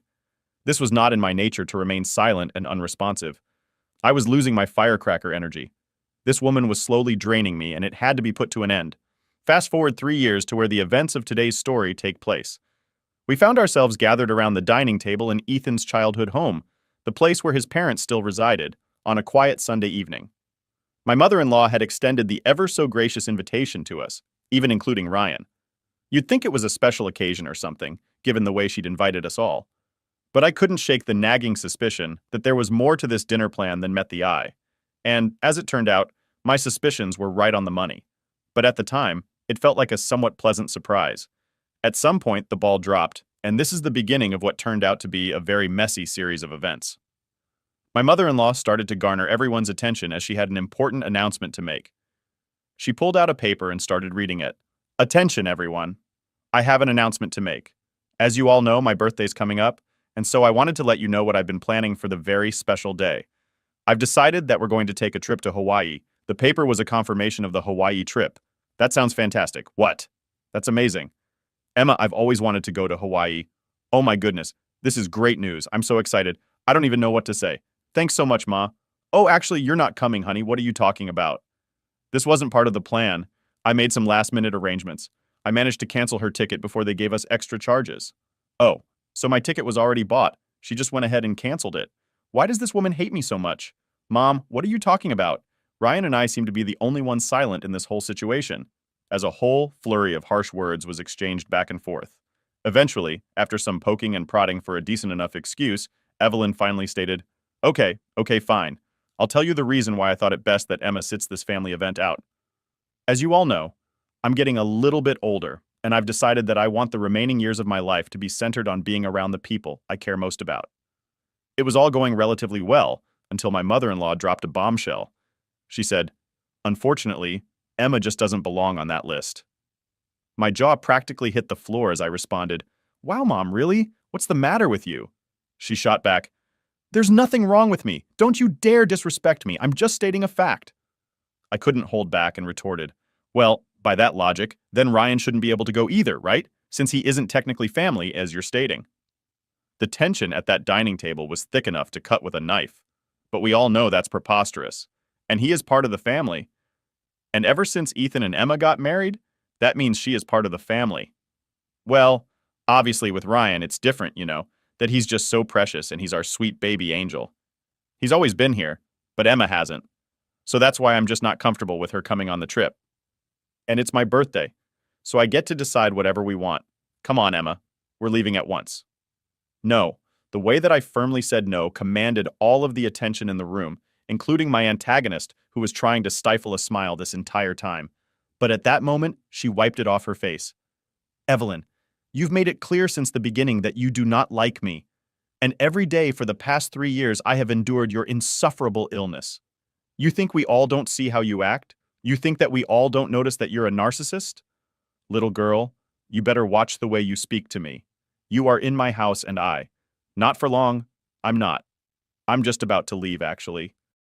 Before things escalated further, I turned to my dear husband, who was glaring at his mother with fierce intensity. I took a deep breath and said, Babe, I love you with all my heart, and I've given this my best shot for a long time, but it's becoming clear to me that your mother will never fully embrace me as part of this family. No matter how hard I try, no matter how many times I swallow my words, she'll always have an issue with me. There was a heavy silence that hung in the air as I let those words sink in. You should go on this trip. You can't miss it as much as your mother is crazy. She's still your mother, and you love her, and she loves you. So you have to go. Don't worry about me. I'll be fine. I then turned to my mother-in-law, whose mouth was agape because of what I just said. And that's for you. Unfortunately for you, I am in love with your son, and I'm not going anywhere.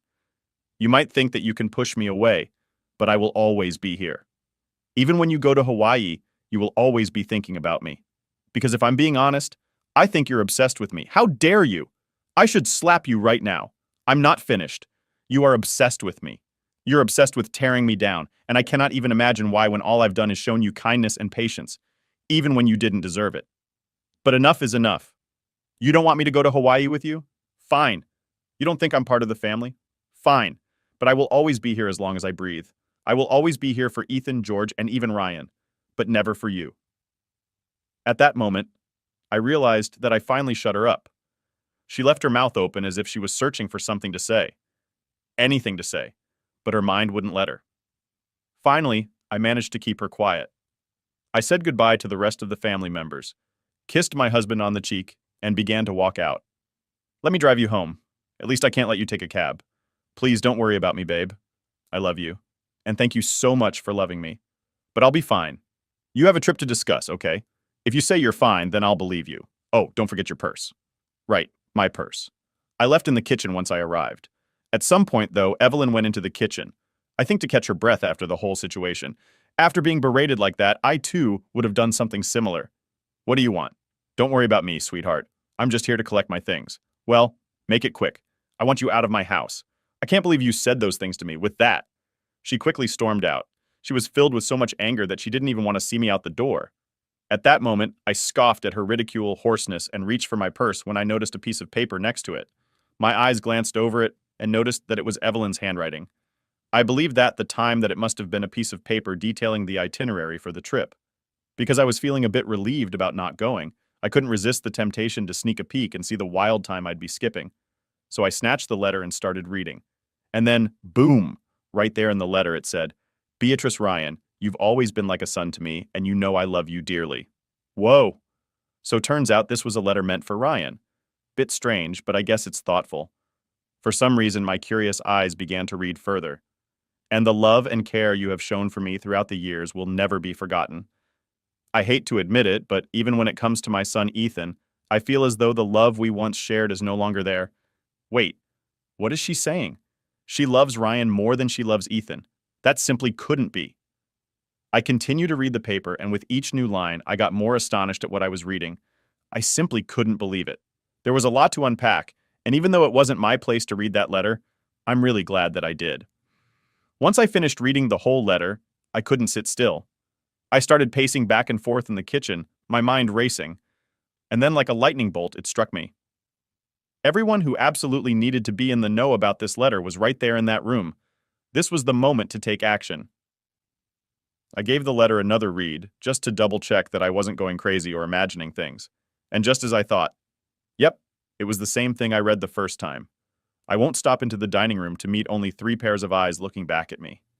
Emma, I am so sorry for what my wife has tried to put you through. Don't worry one bit. You will come with us to Hawaii as long as I'm around. She's just in a funk right now. But don't worry, I'll convince her to change her mind. I don't know what's gotten into her recently, but don't worry.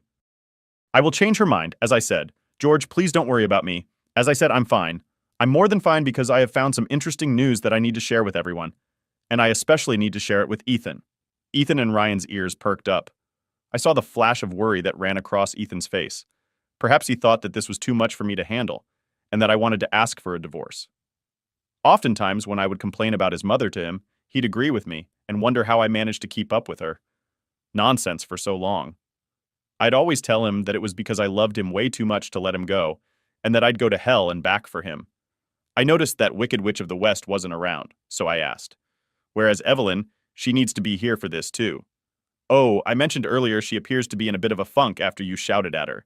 She mentioned having a slight headache and decided to retreat upstairs for a nap to nurse it. We knew she wouldn't be back down for quite some time because she's really particular about her beauty sleep, and her routines tend to inconvenience others, which usually left me feeling annoyed. But this situation was different. It was absolutely crucial for her to be present. It's okay, Emma. You can tell us and we'll inform her when she wakes up. I hesitated, considering the information that I knew I wanted to see the redness on her face from embarrassment. I think you should just go ahead and tell us, sweetie. It's okay. And you know Ethan has anxiety. It would be bad to keep him waiting. That was true. Ethan's anxiety got really bad at times, and I could see him begin to fidget from the anticipation. Okay, fine. I'll show you guys what I found when I was in the kitchen collecting my purse and getting ready to leave. I found something interesting that I think you all need to know about. I pulled out the paper I found and began to read. It reads, Dearest Ryan, you know that you have always been like a son to me, and you know that I love you dearly, and the love and care you have shown for me throughout the years will never be forgotten. I hate to admit it, but even when it comes to my son Ethan, I feel as though the love we once shared is no longer there. What is she saying? What is this? I continued reading. Ethan, I just don't see eye to eye like we used to. And honestly, I think it's because of Emma. Ever since he married that girl, he no longer has time for me. He doesn't love me. And therefore, I don't think I love him. I love you. And you are my son. And on that note, I need to inform you that I've decided to revise my will to ensure that all my possessions go to you and not Ethan. I'm aware it might hurt him, but frankly, I've reached a point where I couldn't care less. It's that dreadful Emma woman who has tainted my affection for him. I hope you've received and understood this letter. Well, the reason why I didn't want to approach you about it in person is that, and it pains me to admit this, I couldn't risk seeing the rejection on your face. I know you love Ethan like your brother, and most likely you won't approve, but I don't care. I'm giving you everything. The money, the house, the cars, and even my small businesses. They're all yours, whether you like it or not. If you want to talk about this further, please call me and we can discuss it. I look forward to hearing your response. I will love you forever and always. Your second mom. I finally looked up from reading the letter, and I was met with a flurry of mixed emotions. George looked like he was going to cry. Ryan looked stunned. But Ethan. Ethan looked like he was going to murder someone. I can't believe she said all those things. Is she being serious right now? So the reason why she's doing all of this is because of Emma. She hates Emma so much that she'd not include me in her will just to spite me and Emma. She's officially lost her mind, you guys. I don't even know what to say. This has gone far enough. I've had it with this woman and her toxic behavior. What are we going to do? At that moment, I had an idea. 1 week had gone by, and it was time for the designated Hawaii trip. Evelyn woke up and found a letter from her husband on her bedside table. It read, Good morning, gorgeous. We decided to let you get some more beauty rest. Don't worry, your bags have all been packed. Just find us at the airport. Evelyn then got ready and headed to the airport, looking around frantically for the people with whom she was meant to go on this birthday trip.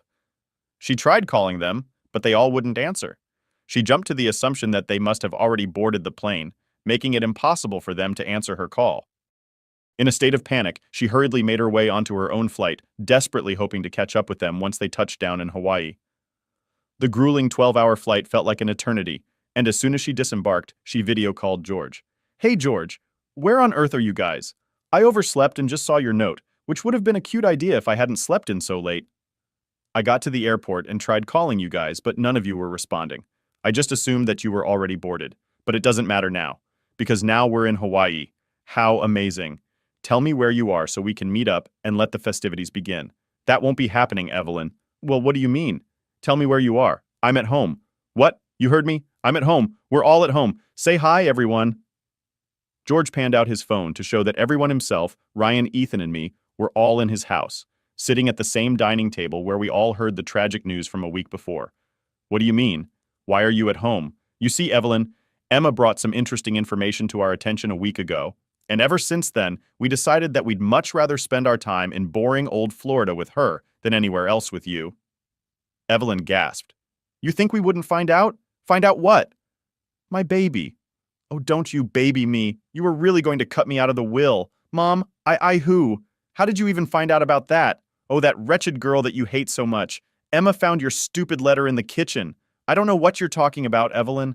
Lying right now is only adding more nails to the coffin. Ryan, tell them you got to believe me. I did nothing of the sort. We all read the letter, Evelyn. The jig is up. But I didn't do anything. Emma is making everything up. Oh, am I? You are so pathetic. It actually makes me sick. We all know what you said and what you tried to do.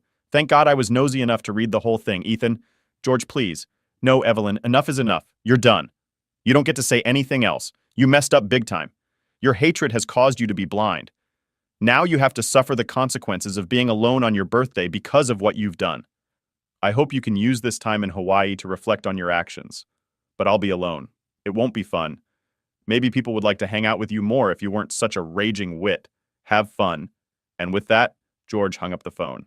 We all let out a sigh of relief, and I was the first person to start laughing. Eventually, Ethan joined in, and before we knew it, we were all bursting with laughing and cackling at the dining table, just laughing at how crazy the situation was. The look on her face once she realized the gig was up was hilarious. Her face turned pale. All the blood drained from her face.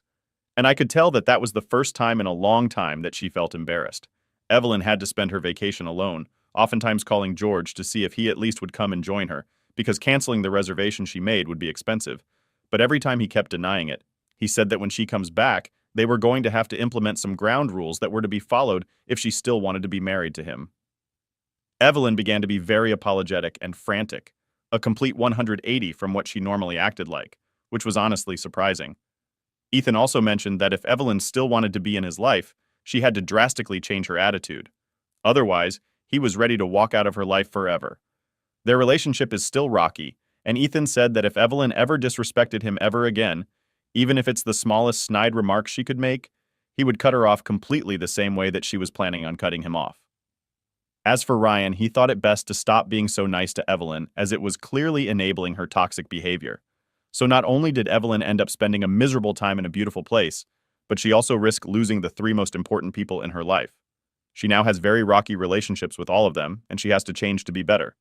As for me, I messaged her and told her that I need time to see if I'm going to forgive her for all of her injustices, and she was apologizing and begging for me to talk some sense into the men in her life. I obviously refused, stating that this is the bed she made for herself, and now she has to lay in it. And even to this day, Evelyn is still trying to mend the very broken relationships that she caused. I just hope that she learned her lesson. I came home for the holidays, but Mom opened the door and said, "You weren't invited. This is for family only." I turned around without a word. Minutes later, my sister texted, "Don't take it personally. You know how you are." I smiled, froze the joint account, canceled the utility payments, and cut off every card. By morning, my voicemail was full, and the family group chat was on fire. All right, everyone, strap in because this is going to be a wild ride. Using a throwaway account since this story is about to blow up my family's entire world. I, 31 male, regional sales manager for a major pharmaceutical company in Denver. Make around $185,000 plus bonuses. Worked my way up from entry level through pure determination and long hours building client relationships. My family lives back in small town Kansas where I grew up. Dad Robert, 59, works construction when his back isn't acting up, makes maybe $38,000 on good years. Mom Linda, 57, works part-time at a salon, probably $22,000. Then there's my sister Jessica, 28F, and oh boy, where do I even start with this piece of work? Jessica is what you'd get if you combined a Kardashian with a toddler having a tantrum. Blonde, fake everything. Never worked a real job in her entire life. I'm talking about a girl who once called me crying because she couldn't figure out how to put gas in her car. She's been studying communications at community college for 6 years, switching majors every semester because the professors don't understand her creative vision. Her boyfriend Derek, 29 million, is basically a walking red flag factory. Sells supplements on Instagram, drives a leased BMW he can't afford, calls himself an entrepreneur while living off unemployment and my sister's money. Which, spoiler alert, is actually my money. Growing up, money was always tight. I started working at 14, handed over most of my paychecks to help with bills. While I'm working multiple jobs and studying sales techniques, Jessica gets to be the princess who needs to focus on her studies. When I landed my first real sales job making $45,000, I thought I could finally build my own life. Wrong. Family guilt is powerful. Dad's truck breaks down? I'm buying a new one. Mom needs dental work? I'm covering it. Jessica wants Cancun for spring break? Guess who's funding that vacation? But here's the kicker. To everyone else, I'm still the weird sales guy who got lucky. Jessica tells people I'm just a pharmaceutical representative who hands out free samples. Meanwhile, she's posting on Instagram about her luxury lifestyle, funded entirely by my bank account. Over the past 7 years, I've sent them $142,000. That doesn't include the car I bought Dad, $25,000, Mom's dental work, $9,000. Jessica's credit card debts, $18,000 total. Or their house down payment, $40,000. Jessica's got this whole social media persona as a boss babe, lifestyle influencer. Posts daily about workout routines, skincare, and motivational quotes about manifesting abundance. Has maybe 3,200 followers, mostly thirsty dudes and MLM people, but acts like she's the next big thing. Her bio says, Entrepreneur Sparkles. Living my best life, Sparkles DM for collabs. The entrepreneur part kills me because her only income is a Venmo account connected to my bank.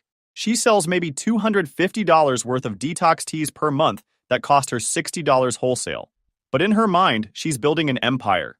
Derek encourages this nonsense, constantly filling her head with YouTube channel ideas and clothing line fantasies. Tells her she's too good for regular jobs and her brand is worth millions. Meanwhile, he's never held a job longer than 3 months. The worst part? They talk down to me like I'm charity they're doing a favor by accepting money from. Jessica actually told me I should be grateful. She lets me help her because it makes me feel important. Said I probably don't have many friends. True, but still. So being her ATM gives my life meaning. For years, I told myself I was helping family. But deep down, I knew I was funding their delusions while they chipped away at my self-respect. The breaking point came this past Christmas, and what happened next changed everything. I'd been dreading Christmas for weeks. My last relationship ended in October. Apparently dating someone who travels for work makes me emotionally unavailable. So I was going home alone again. But I figured family time might be good for me. Maybe we could actually connect for once. Drove 7 hours from Denver to our hometown on Christmas Eve, stopped at Target to grab last-minute gifts. Got Dad a nice Carhartt jacket, $160, Mom some fancy skincare set, $130, and for Jessica, I don't know why I did this, but I got her the new iPad Pro with the Apple Pencil because she'd been hinting about wanting to start a digital art business. That iPad setup cost me $1,300. For context, that's more than my sister has ever spent on anyone else in her entire life. Her Christmas gifts to family are usually candles from the dollar store or random MLM products she couldn't sell. I pulled into the driveway around 7 p.m. and immediately knew something was up. There were like 6 cars parked outside, music pumping from inside, and I could see people through the windows. Looked like a full party was happening. Walking up to the front door with my arms full of gifts, I could hear Jessica's laugh over everyone else. That fake, loud laugh she does when she's trying to impress people. I knocked and waited. Derek opened the door, took one look at me, and his face just dropped. Oh, hey man. No smile, no Merry Christmas. Just this look like I'd ruined his day by existing. Hey Derek, Merry Christmas. Family party? Yeah, kind of. He's blocking the doorway, not inviting me in. Jessica didn't mention you were coming. That's when I heard my sister's voice from inside. Who is it, babe? It's your brother. I swear the music got turned down and conversations stopped. Like my presence had sucked all the energy out of the room. Jessica appeared next to Derek wearing this tight red dress that probably cost more than most people's rent. Her face went from party happy to annoyed in about 2 seconds.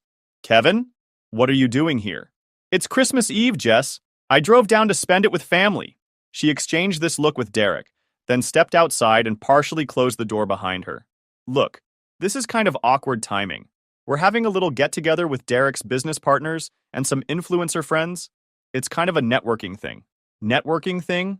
I'm standing there with gifts in my hands feeling like an idiot. On Christmas Eve? It's not really family time right now, you know? These are important people and... She glanced back at the door. You're still in your work clothes, and you look tired from driving. It's just not the vibe we're going for tonight. I looked down at myself. I was wearing khakis and a polo shirt. Clean clothes, nothing wrong with them, but apparently not up to my sister's standards for her networking event. So I can't come into my parents' house on Christmas Eve because I'm not dressed right for your party? Don't make this weird, Kevin. It's one night. You can come by tomorrow for actual Christmas dinner. This is just business. Business. Right. A business party where I could hear someone inside doing karaoke to All I Want for Christmas Is You. Are Mom and Dad okay with this? They're at Uncle Mike's house tonight. They'll be back tomorrow morning. And there it was.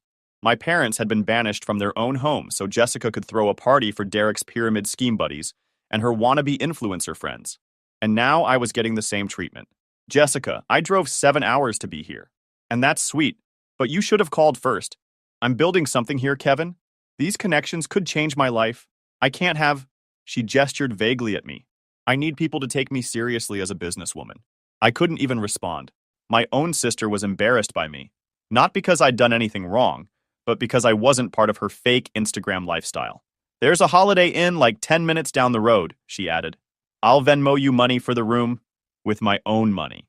She was offering to pay for my hotel room with money I'd sent her last month. I stood there for maybe 30 seconds just staring at her, waiting for the punchline or for her to crack a smile and say she was kidding. But she was serious. Dead serious. Merry Christmas, Jessica. I turned around and walked back to my car. As I was pulling out, I could see through the front window. The party had resumed, music back up, everyone laughing and drinking. My sister was already back to being the center of attention, probably telling people about how she'd handled that awkward situation. Driving to the Holiday Inn, I had this moment of clarity. This wasn't family. This was a business transaction where I was the silent investor funding their lifestyle while being kept hidden from public view. I was good enough to pay for their lives, but not good enough to be part of them. That night in the hotel room, I made the first decision that would eventually destroy everything they'd built with my money. Sitting in that Holiday Inn room on Christmas Eve, I did what any analytical person does when they're angry and can't sleep. I started examining data. I opened my laptop and pulled up every financial record from the past 7 years. Bank transfers, credit card statements, Venmo transactions, everything. What I found was even worse than I remembered. $142,000 in direct transfers. But that didn't include car payments for dad, $25,000. House down payment, $40,000. Jessica's credit cards, paid off 4 times, $18,000. Mom's dental and medical, $12,000. Emergency loans never repaid, $9,000. Derek's business investments, $6,000. Total, $252,000. $252,000. That's a house. That's a luxury car and a house down payment. That's my entire savings that I'd been building since I was 22. But wait, it gets better. I decided to do some digital investigation because I was feeling petty and needed to know the truth. I pulled up Jessica's Instagram. Her recent posts were a masterclass in delusional entitlement. Photo of her and Derek at some upscale restaurant. Date night at Morton's. So grateful for this blessed life. Entrepreneur life saturated for manifestation. That dinner was probably $320. I know because I saw the charge on the credit card I pay for. Picture of her new Lululemon haul. Investing in my health is investing in my business. Self-care isn't selfish. Boss babe. Worth it. $450 in yoga pants. She doesn't even do yoga. Derek's BMW in the driveway. My man deserves the best. Hard work pays off. Power couple. Success. I'm paying $620 a month for that lease. But the post that really got me was from earlier that day. Christmas Eve vibes with my real family. Sometimes you have to cut out toxic people who bring negative energy to your life. Surrounding myself with winners only. Chosen family. Your boundaries matter. Christmas 2023. Toxic people. I was the toxic person for wanting to spend Christmas with my family after funding their entire lifestyle for 7 years. The comments were even better. Derek. Baby, you're an inspiration. These energy vampires don't deserve you. Some random girl. Yas Queen. Cut off the haters. Derek's mom, who I'd never met. So proud of you both for knowing your worth. I screenshot everything. Every post, every comment, every receipt. Then I started digging deeper. Derek's Instagram was a gold mine of nonsense. Dude had posts about his 6-figure business and passive income streams. Photos of him with stacks of cash, probably the $2,500 I'd sent Jessica the week before. Videos of him talking about financial freedom and escaping the matrix. My favorite was a post from last month. Just closed another $12,000 month. While most people are stuck in the rat race, I'm building generational wealth. DM me if you're ready to change your life. Entrepreneur mindset. Financial freedom are self-made. Self-made. With my money. I found Derek's YouTube channel too. 15 subscribers. Mostly videos of him in the BMW talking about success and motivation. One video was literally titled, How I Went From Broke to Boss in 6 Months. Posted right after I'd sent them $9,000 for Derek's business emergency. But here's where it got really interesting. I found Jessica's Venmo transactions. She kept her account public because she's not very smart. She'd been sending Derek $1,800 every month labeled as business investment and supporting my CEO. Derek was taking money I sent Jessica and using it to fund his fake lifestyle, then posting about it online like he'd earned it himself. And Jessica was so desperate to play Instagram girlfriend that she was giving him money to take her to dinner with. That's when I realized this wasn't just about being excluded from Christmas. This was about two parasites who'd built their entire identities around money they'd stolen from me, then had the audacity to call me toxic for expecting basic family respect. I spent the rest of Christmas Eve building a plan, not just to cut them off, but to systematically dismantle everything they'd built with my money. I wanted them to feel exactly as helpless and humiliated as they'd made me feel. See, here's the thing about being in sales. You learn to think strategically. You identify dependencies, trace relationship flows, and find single points of failure. Jessica and Derek's entire life was built on one massive dependency: me. Remove that dependency correctly, and everything collapses. I made a list of every account, every payment, every way I was connected to their finances.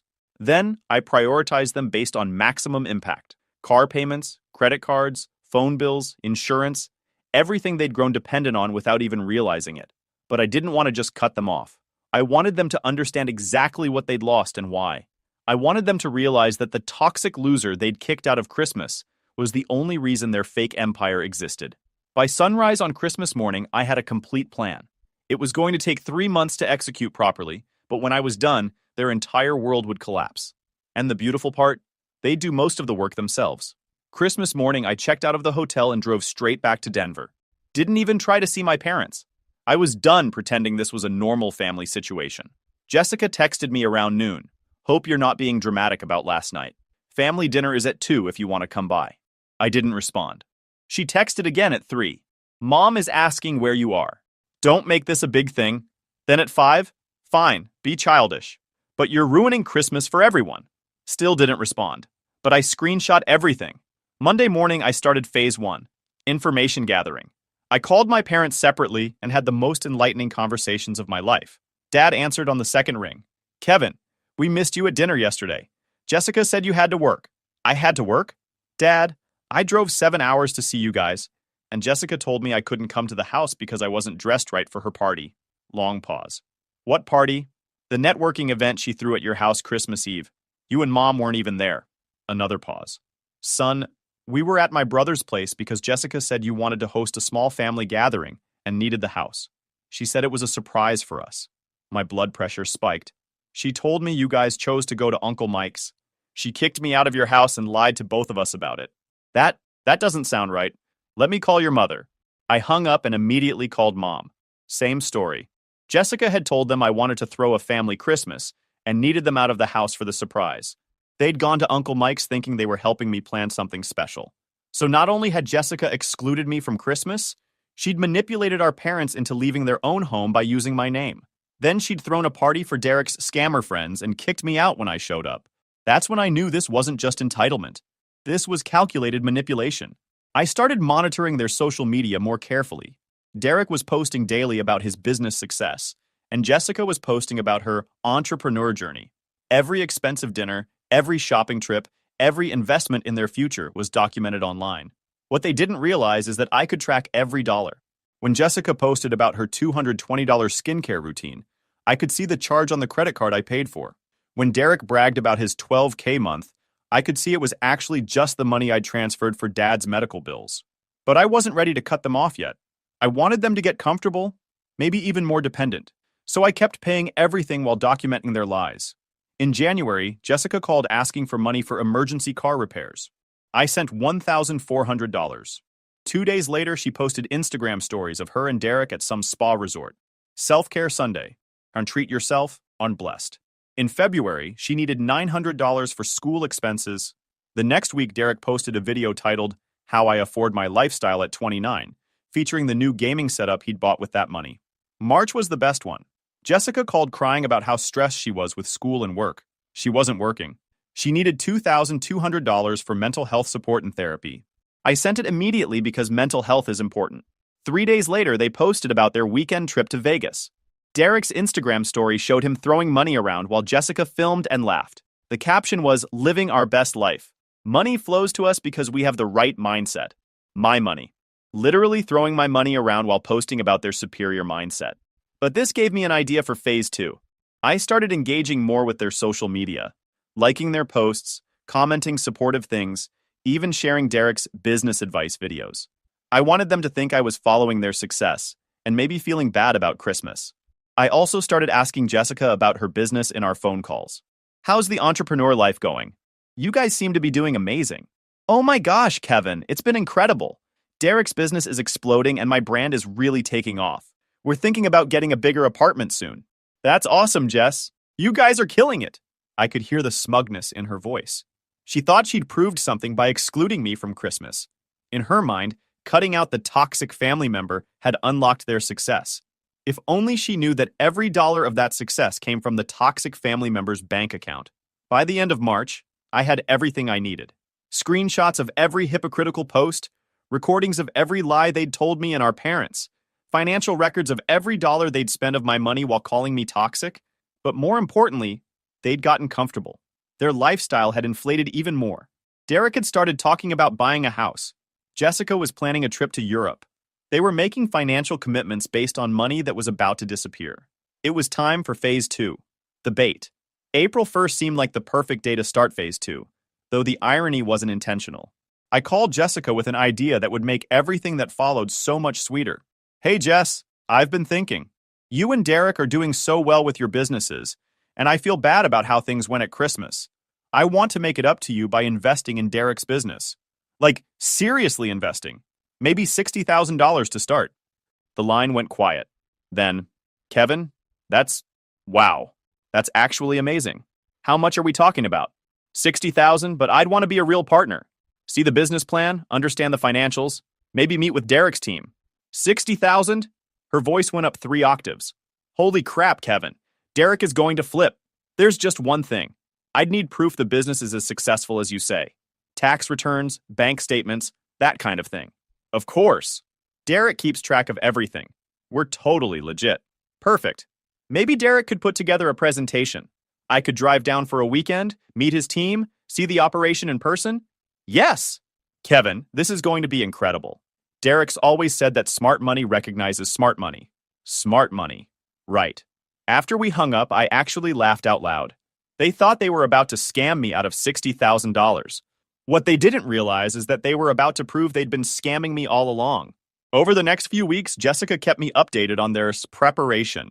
Derek was apparently working 18-hour days on his business presentation. They'd rented office space for the meeting. Jessica bought a new professional wardrobe. All with my money, of course. Meanwhile, I hired my company's forensic accountant to analyze the financial data I'd gathered. The 52-page report was devastating. They weren't just spoiled family members. They were straight-up thieves with clear intent to defraud. By late April, Jessica was texting daily updates. Derek had created a 45-slide PowerPoint about his supplement business with projected 5-year revenue growth. They'd printed business cards and set up professional email addresses. The effort they put into legitimizing their scam was almost impressive. May 3rd, I drove to Kansas. This time, I was invited to their apartment. A 2-bedroom place way too expensive for their actual income.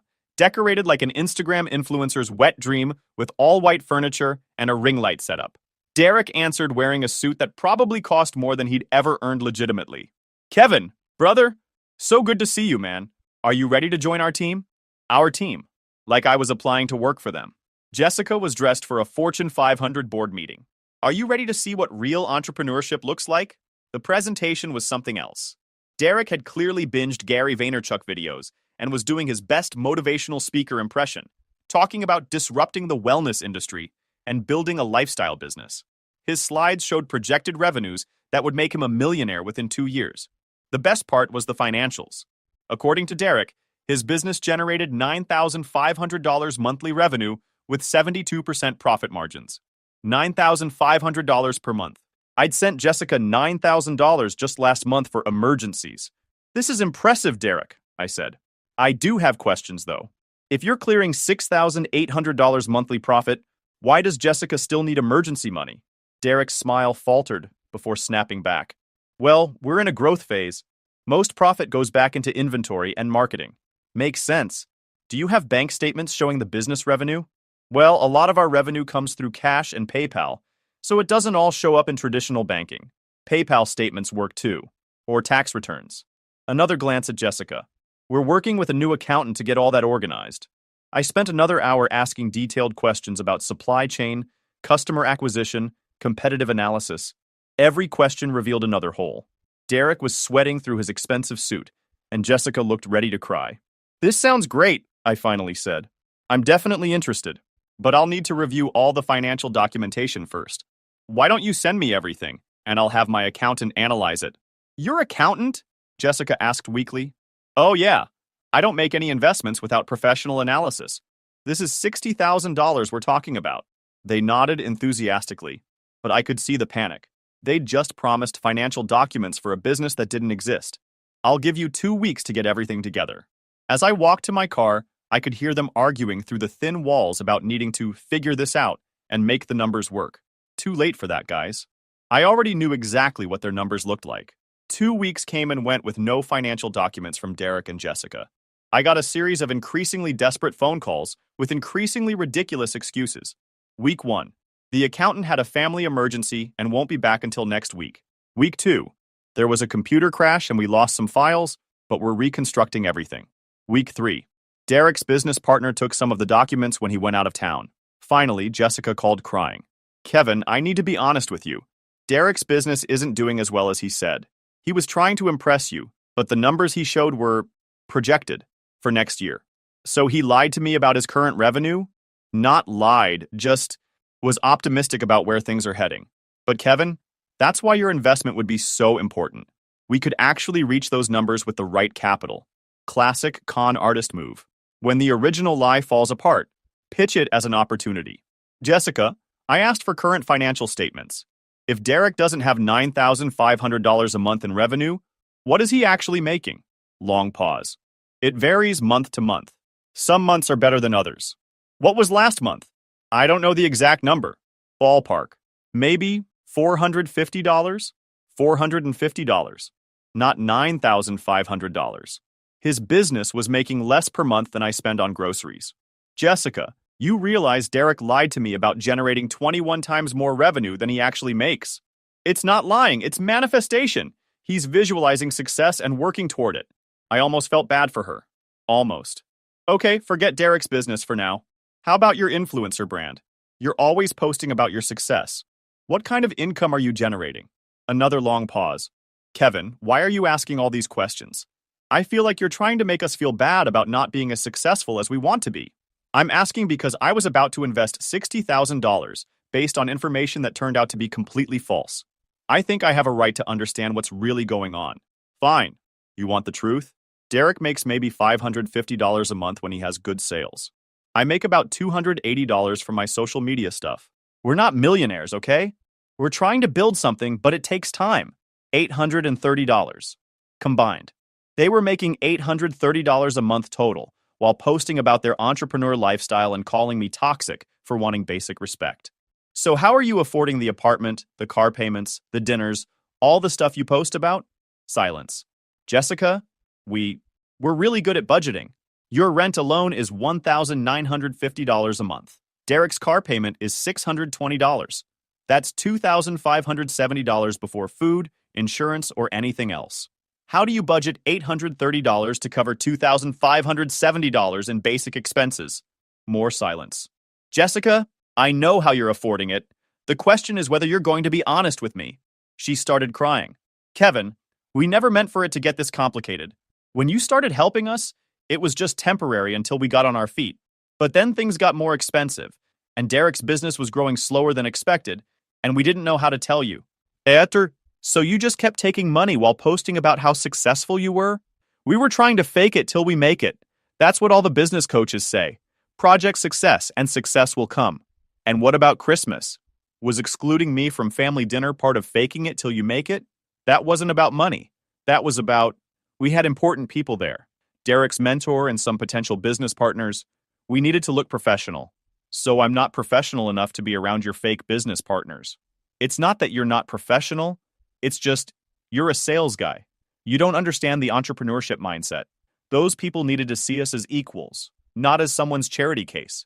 Someone's charity case. That's what I was to them. The charity case who paid for their entire lifestyle. Jessica, I've been sending you and the family over $250,000 in the last 7 years. It hasn't been that much. I have records of every transaction. $252,000 total. And you just called me a charity case. The crying got harder. I didn't mean it like that. Kevin, you're my brother. We love you. The money stuff is just, it's complicated. It's not complicated. I've been funding your fake lifestyle while you lie about me to other people and exclude me from family events. That's not complicated. That's theft and abuse. Don't say that. We're family. Family doesn't treat each other like this, Jessica. Kevin, please, can we just start over? Forget about the investment thing. Things can go back to normal. Normal. Where I send money and get treated like garbage in return. I need some time to think about all this, Jess.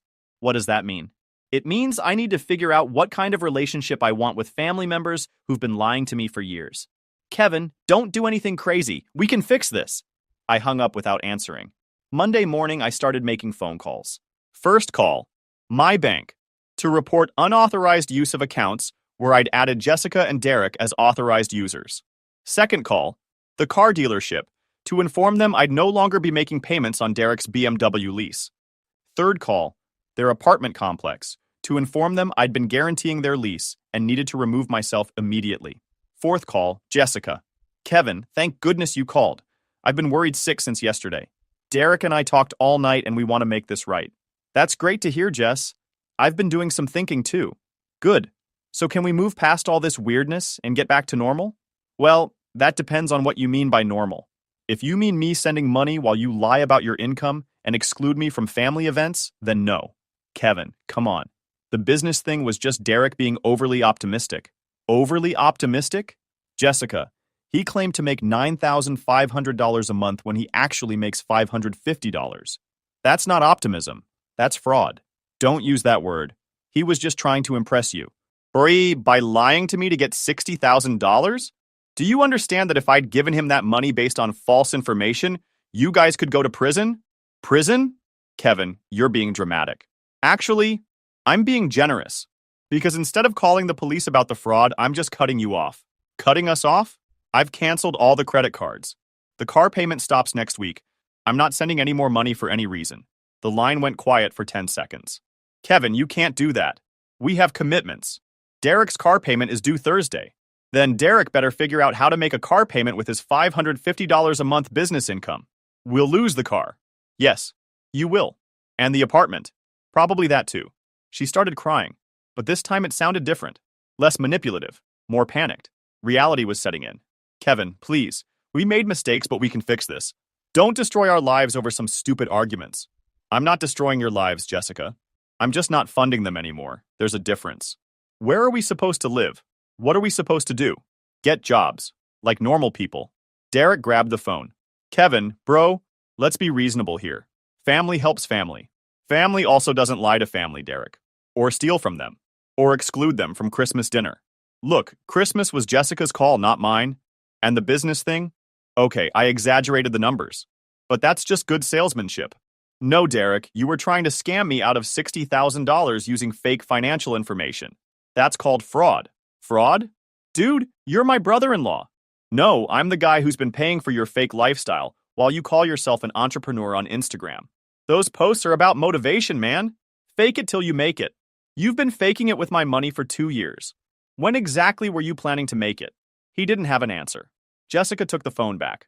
Kevin, what if we pay you back? We can set up a payment plan. With what money? You make $830 a month combined, and your expenses are over $3,200. We'll get better jobs, real jobs. Great. When you do that and pay me back the $252,000 you've taken, we can talk about having a relationship again. $252,000? That's not... You're counting things that weren't loans. Emergency money for Dad's truck that went to Derek's business. Mom's dental work that paid for your Vegas trip.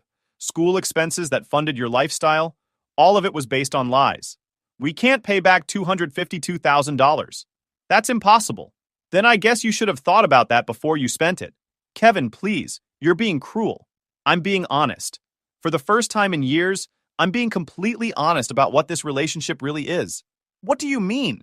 You don't love me, Jessica. You love my money. You don't see me as your brother. You see me as your ATM. And when I wanted to be treated like family, you told me I wasn't good enough to be around your friends. That's not true. Then prove it. Move back in with Mom and Dad.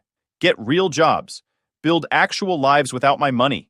If you can do that for a year, a full year without asking me for a single dollar, then we can talk about rebuilding our relationship. I hung up and immediately blocked their numbers. Within an hour, my parents were calling. I spent 2 hours explaining everything: the lies about Christmas, Derek's fake business presentation, the $252,000 I'd sent over 7 years. I sent them screenshots of Jessica and Derek's social media posts, bragging about their lifestyle while calling me toxic. Mom was quiet for a long time. Honey, we had no idea it was that much money, or that they were treating you so badly. I know, Mom. That's why I'm not cutting you and Dad off. This is about Jessica and Derek specifically. 3 days later, Jessica and Derek had to give up the BMW. The repo man came while they were at Target, and Derek posted about it on Instagram before thinking better of it and deleting it. A week later, they couldn't make rent and got an eviction notice. 2 weeks later, Jessica's Instagram went quiet. No more hashtag entrepreneur life posts, no more pictures of expensive dinners, no more motivational quotes about manifestation. Derek's YouTube channel posted one final video: why I'm taking a break from content creation. He looked like he'd aged 5 years in 2 weeks. They moved back in with my parents, both having to get actual jobs for the first time in years. Jessica started working at the salon with Mom. Derek got hired at a warehouse.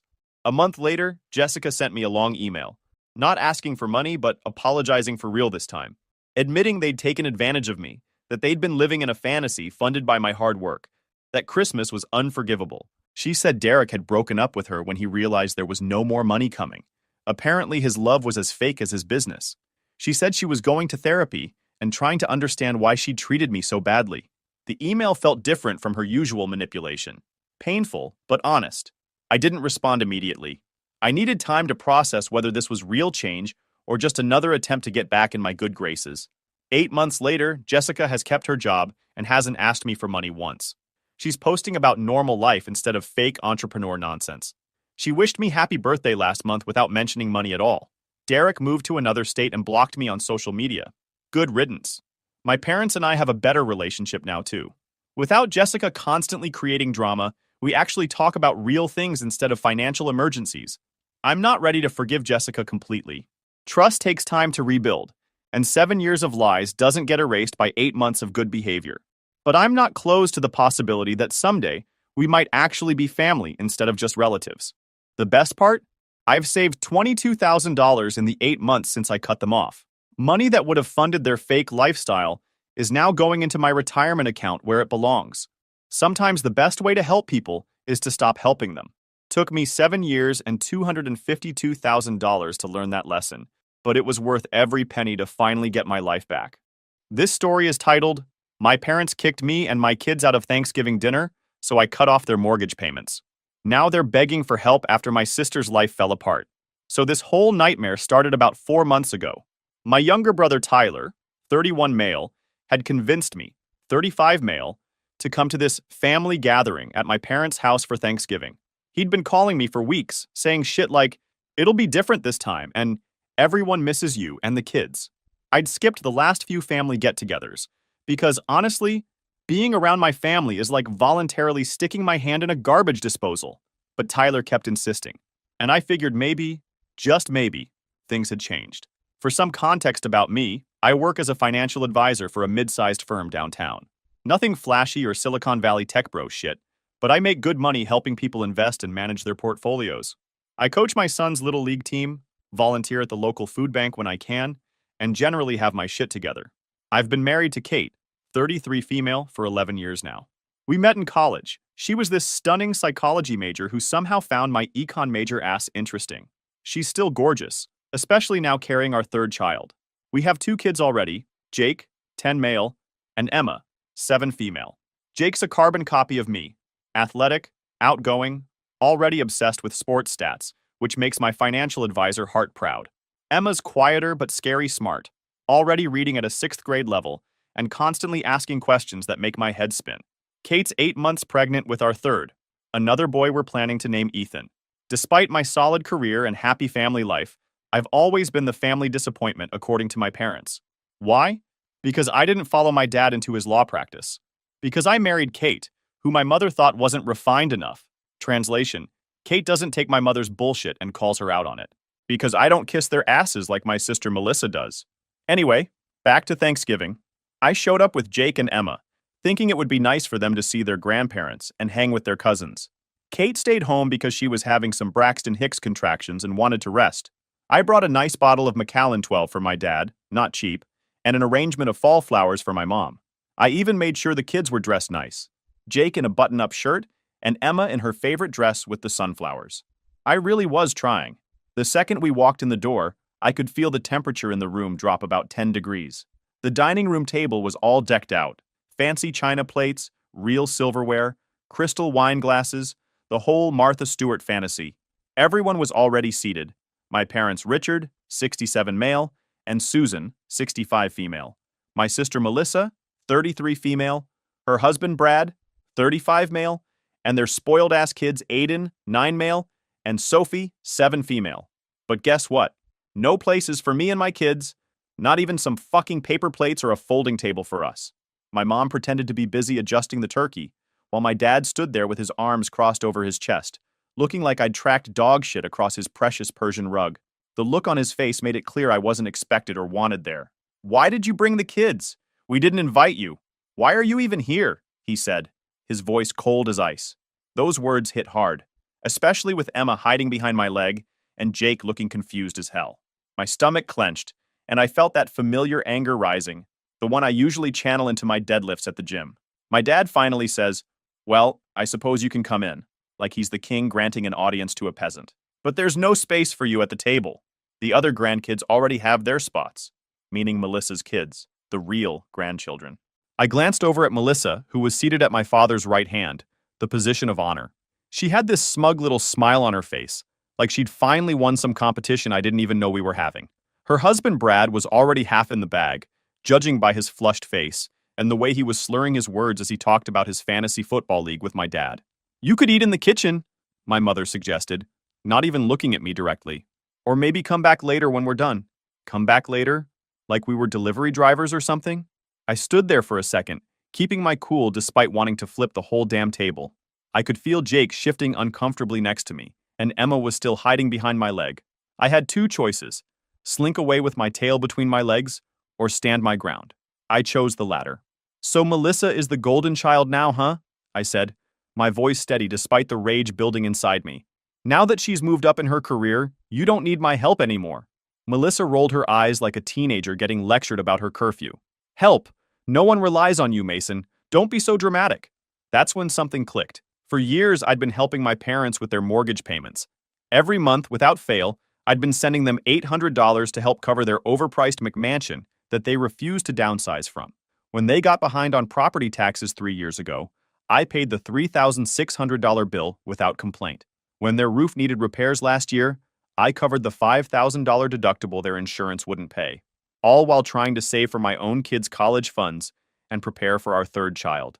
I felt this weight lift off my shoulders, like I'd been carrying around a sandbag for years and suddenly realized I could just put it down. "That's great," I said, a genuine smile spreading across my face. "That means I don't have to cover the mortgage payments anymore.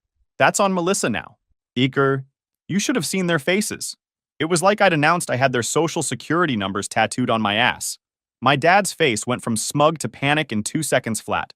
My mom suddenly found me very interesting, her head whipping around so fast I'm surprised she didn't get whiplash. Melissa straightened up in her chair like someone had jammed a broomstick up her ass. "Wait, what?" she squeaked, her voice suddenly an octave higher. I just shrugged my shoulders, feeling calmer than I had in years. "You don't need me, right? So I'll stop sending those extra payments. Melissa can take care of it from now on with her big promotion." The silence in the room was so thick, you could have cut it with one of my mom's fancy butter knives. It was almost fucking poetic how the atmosphere changed. One minute, I'm the family embarrassment they didn't want to acknowledge. The next, I'm the most important person in the room. Melissa tried to laugh it off, a nervous, high-pitched sound that didn't reach her eyes. "Come on, Mason, don't be ridiculous. You wouldn't do that to Mom and Dad." My father cleared his throat, his lawyer face sliding into place. "Now, Mason, let's not be hasty. Your mother and I appreciate your contributions to the household expenses." Contributions. Like I was dropping a few bucks in a collection plate, not keeping a roof over their heads. "Dad," Melissa hissed, "what is he talking about? What payments? Interesting. So my sister didn't even know I'd been bankrolling our parents all this time. That explained a lot about her attitude toward me. I looked at my kids. All right, guys, let's go. We're not wanted here. Are you really doing this? My father snapped, his face turning an impressive shade of crimson. On Thanksgiving? You just said we weren't welcome, I replied, keeping my voice steady, though I wanted to yell. I'm just respecting your wishes. Melissa looked at our mom, then back at me, the reality of the situation finally dawning on her. You wouldn't actually stop paying, would you? I smiled and looked her dead in the eyes. Watch me. Taking my kids by the hand, I walked toward the door. That's when I noticed Tyler standing in the back of the room, near the kitchen entrance.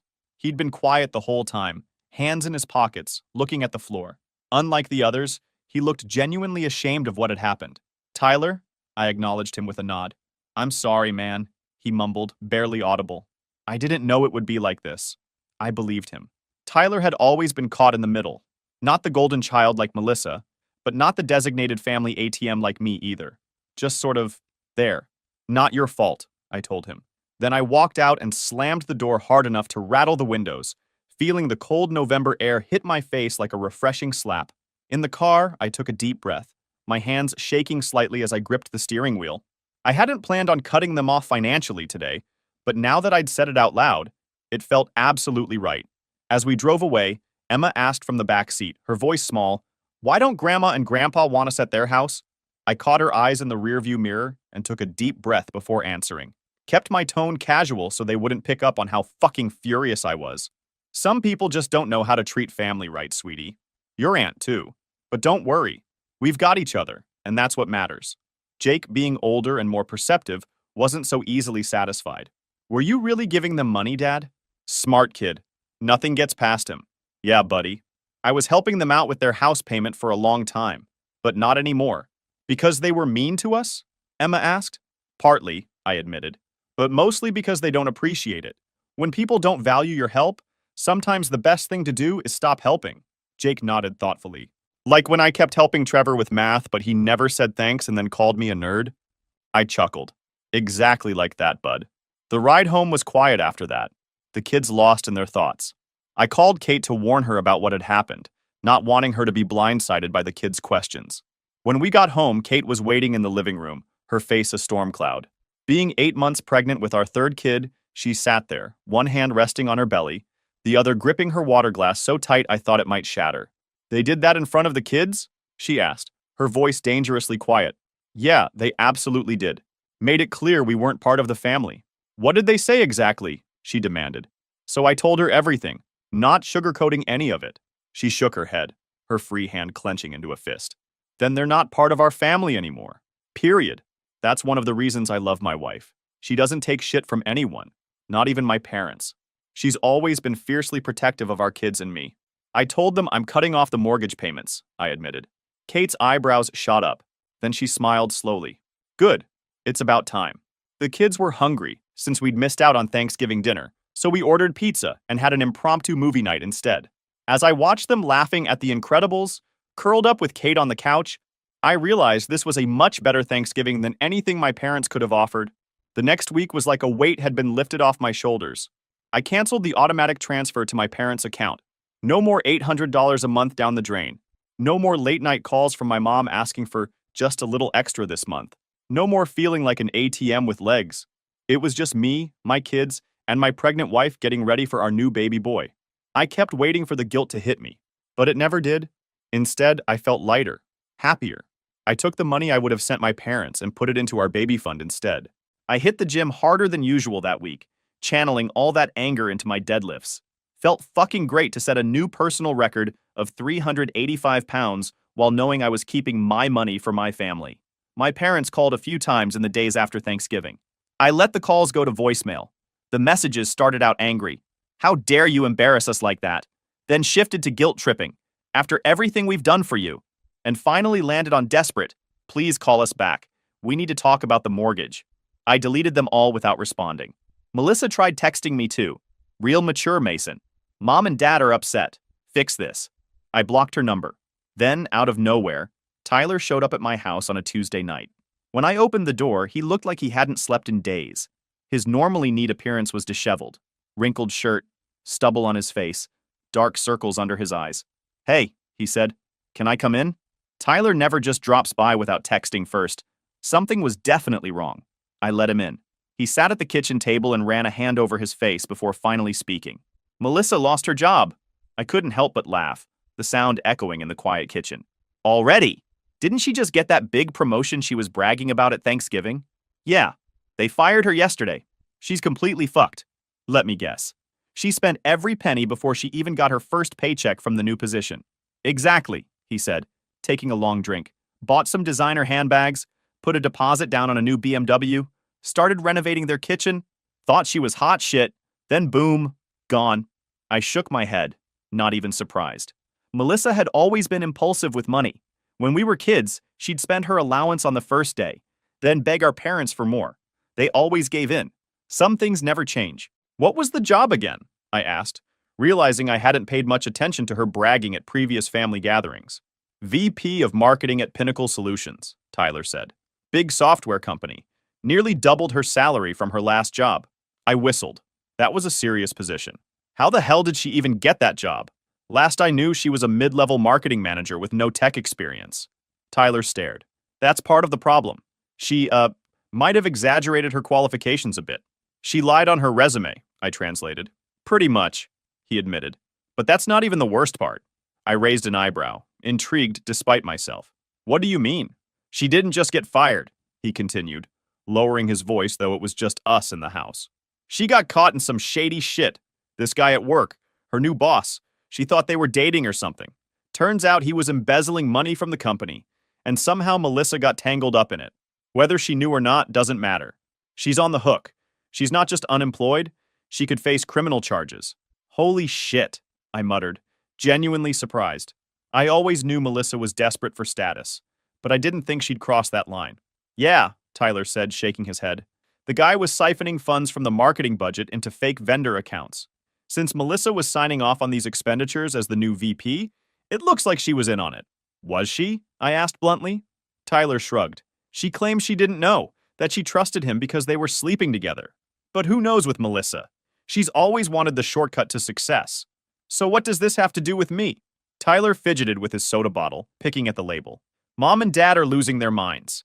They were counting on her to help with the bills now that you've stopped. The mortgage payment was due last week, and they don't have it." I leaned forward, arms on the table. "So what? They want me to clean up Melissa's mess too?" Tyler didn't answer right away. That told me everything I needed to know. I laughed, a harsh sound even to my own ears. "Unfucking believable. Just a week ago, they threw me and my kids out like garbage, made it crystal clear we weren't part of the family, and now suddenly they remember I exist?" Tyler sighed, looking tired in a way that went beyond physical exhaustion. "Look, I'm not saying you owe them anything. I just figured you should know what's happening." "Good," I replied without hesitation. "Let them figure it out for once." Tyler stared at me. "You don't mean that."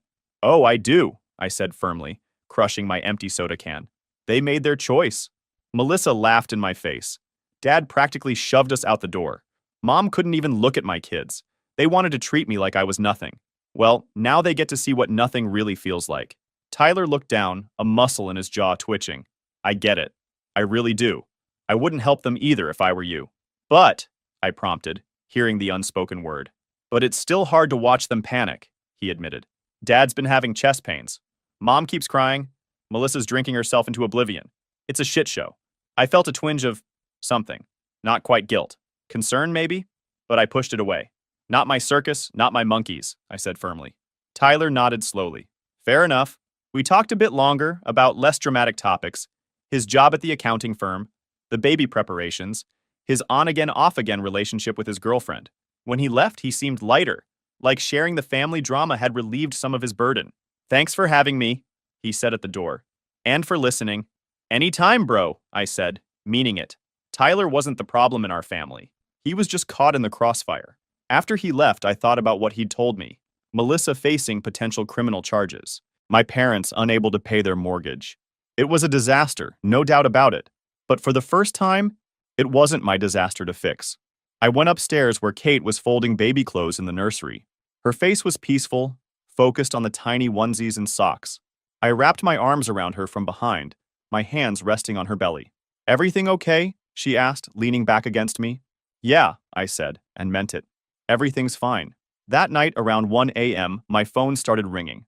I'd been in a deep sleep, one arm thrown over Kate's pregnant form, and the sound dragged me unwillingly into consciousness. It was my mother. I let it ring, hoping it would go to voicemail. Then it rang again and again and again. I ignored it, watching the screen light up in the darkness, casting an eerie blue glow across the bedroom ceiling. Half asleep, Kate mumbled, "Who keeps calling?" "My mother," I replied, silencing the phone.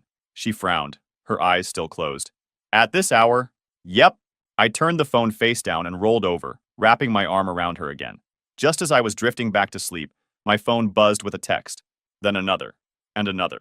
Finally, I picked it up, squinting at the bright screen. A text from Tyler. "Pick up. Dad's in trouble." My stomach dropped. Despite everything, he was still my father.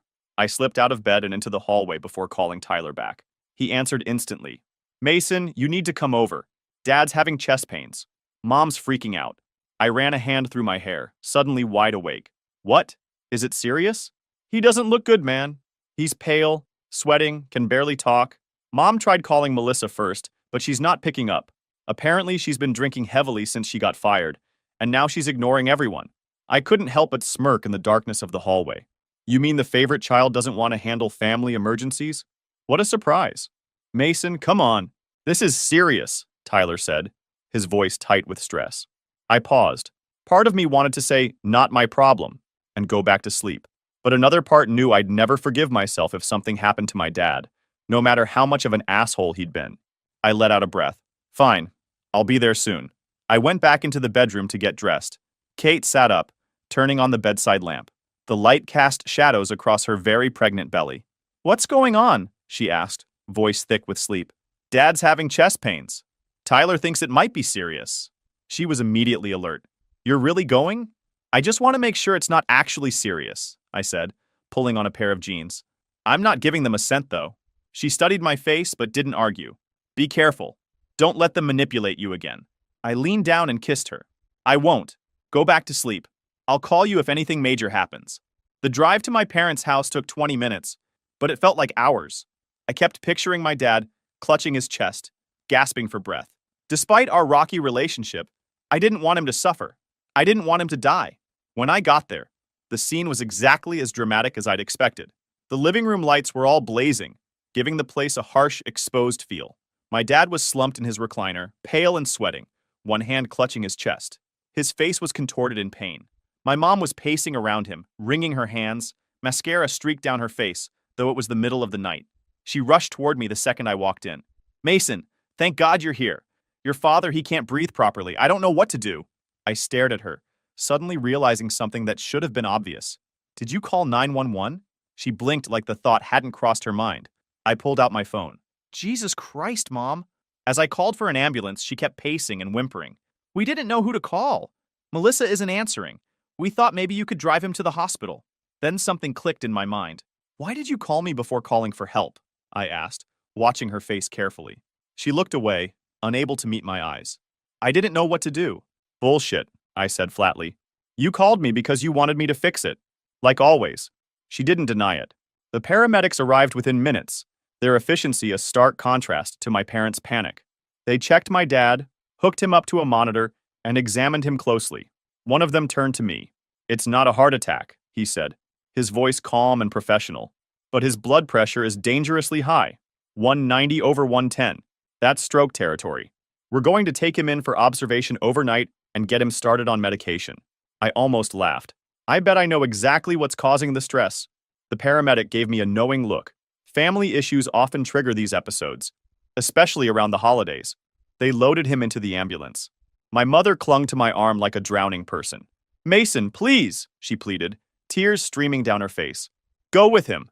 I can't drive myself right now." I looked down at her. Her hair was a mess, her face bare of the makeup she never left the house without. She looked old, vulnerable, but I also remembered how she couldn't even look at my children a week ago. "Tyler can take you," I said, nodding to my brother who was hovering in the background. "But I need you," she insisted, her fingers digging into my arm. "Please." "Why?" I asked, genuinely curious. "A week ago, you couldn't even set a place for me at your table. What's changed?" Her eyes were red and puffy. "We need help. The bank called today about the mortgage. We're behind on payments." I let the words sink in. A week ago, I meant nothing to this woman. Now I was suddenly their only hope. I met her gaze and said, "No." Then I turned and walked out, ignoring her calls behind me. For the first time in years, I felt completely free. I had spent my entire adult life believing that if I didn't hold everything together, my family would fall apart. But the truth was, they'd been using me all along. As I drove home through the quiet pre-dawn streets, I felt a sense of peace I hadn't experienced in years. The next morning, I was making breakfast when Kate came into the kitchen, her pregnant belly entering the room a second before the rest of her. She poured herself some orange juice and watched me flip pancakes for the kids. "So how bad was it?" she asked. I shrugged, sliding a perfect golden pancake onto the growing stack. "No heart attack, just high blood pressure from stress." She raised an eyebrow. And I told my mom no, I said, pouring more batter onto the griddle. She wanted me to drive her to the hospital. I told her Tyler could do it. Her eyes widened. "You actually said no? Just like that?" "Yup." Walked right out. She came over and kissed me, her belly bumping against mine. "I'm proud of you. It's about time they learned they can't use you anymore." Jake and Emma came bounding into the kitchen, still in their pajamas, hair wild from sleep. "Pancakes!" Emma squealed, climbing onto her chair. We had a normal family breakfast. No drama, no guilt, no financial stress. Just us. It felt fucking good. After dropping the kids at school, I headed to the gym. I needed to clear my head, and nothing does that better than a good workout. I was in the middle of a set of bench presses when my phone buzzed. Tyler again. "Hey," I grunted, setting the barbell back on the rack. "Dad's being discharged," he said without preamble. "They've got him on blood pressure medication. He's supposed to rest and avoid stress." I wiped sweat from my forehead with a towel. "Good to know." There was a pause. "They're really in trouble, Mason," I sighed, sitting up on the bench. "We're not doing this again, Tyler." I know, he said quickly. "I'm not asking you to help. I don't know what to do. Mom's talking about taking out a payday loan to cover the mortgage." I winced. Payday loans were financial suicide. That's a terrible idea. "Yeah, no shit," Tyler agreed. "But they're desperate." I thought for a moment. "Look, as a financial advisor, here's what I'd tell anyone in their situation. They need to call the bank and explain the situation. They might be able to work out a payment plan. If not, they should consider selling the house. It's too big for them anyway." Tyler was quiet for a moment. "I've been telling them that for years. They won't listen." "Not your problem," I said firmly. "Not mine either." "Yeah," he said, sounding resigned. "You're right." We hung up, and I finished my workout, trying to push the conversation out of my mind. But it lingered. Not because I felt responsible, but because I was genuinely curious about how this would all play out. For the first time, I wasn't rushing in to fix everything. I was simply an observer to my family's chaos. 3 days later, I was at the office when my phone buzzed with a text from Tyler. "Melissa's here, at Mom and Dad's. She wants to talk to you." I laughed out loud, earning a curious look from my assistant. "Not happening," I texted back. "Mason, listen. It's bad. Really bad. She's facing embezzlement charges. The company is pressing charges against her and her boss. She could go to jail." I put my phone down and focused on the client file in front of me. Not my problem. But my phone kept buzzing. "She's desperate, man. She's been crying for hours. Dad's still not doing well, and the bank sent a foreclosure notice yesterday." I typed back, "So what, Tyler? They made it clear where I stand in this family." There was a pause, then, "Just come over. Hear them out. That's all I'm asking." I stared at the message for a long time. Part of me wanted to ignore it, to continue my clean break from my toxic family. But another part was curious. What could Melissa possibly say to me now? What could any of them say? Against my better judgment, I texted back, "Fine." After work, the rest of the day dragged. I found it hard to concentrate on my clients' portfolios when I kept imagining the showdown to come. By the time I left the office, I was a mix of irritation and anticipation. I called Kate on the way. "Tyler wants me to stop by my parents' house. Apparently Melissa wants to talk." Kate's concern was immediate. "Are you sure that's a good idea?" "Probably not," I admitted. "But I'm curious what they could possibly say at this point." "Just remember everything they've done," she said. "Don't let them manipulate you." "I won't," I promised. "I'll be home for dinner." When I pulled up to the house, I noticed Melissa's car parked haphazardly in the driveway, one tire on the lawn. Classy. I took a deep breath before getting out of my car, reminding myself that I was in control here. They needed me. I didn't need them. I walked in without knocking. The scene in the living room was like something out of a bad drama. My father sat in his chair looking frail and old, a stark contrast to his usual commanding presence. My mother hovered nearby, wringing her hands. And Melissa sat on the couch, her normally perfect appearance completely disheveled. Makeup smeared, hair unwashed, wearing what looked like pajama pants and a stained sweatshirt. When she saw me, she actually stood up, her eyes red and swollen from crying. "Mason," she said, her voice hoarse. I stayed by the door, arms crossed. "Tyler said you wanted to talk." She nodded frantically. "I need your help. We all do." She gestured around the room. "I fucked up. I know that now. I got involved with the wrong person at work and he—" She trailed off, starting to cry again. My mother stepped forward. "Melissa is in serious trouble, Mason. The police came to question her yesterday, and the bank says we have 30 days before they take the house." I laughed. "I couldn't help it. And now you want my help? After throwing me and my kids out at Thanksgiving?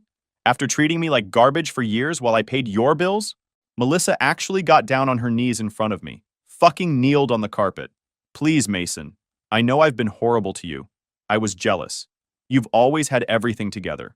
Good job, happy marriage, great kids. I wanted mom and dad to be proud of me like they are of you." I stared at her, genuinely shocked by this revelation. "Are you kidding me right now? They've never been proud of me. They've treated me like an ATM, nothing more." She shook her head, tears streaming down her face. "That's not true.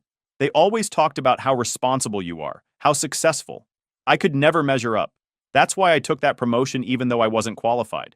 That's why I got involved with my boss. I wanted what you have."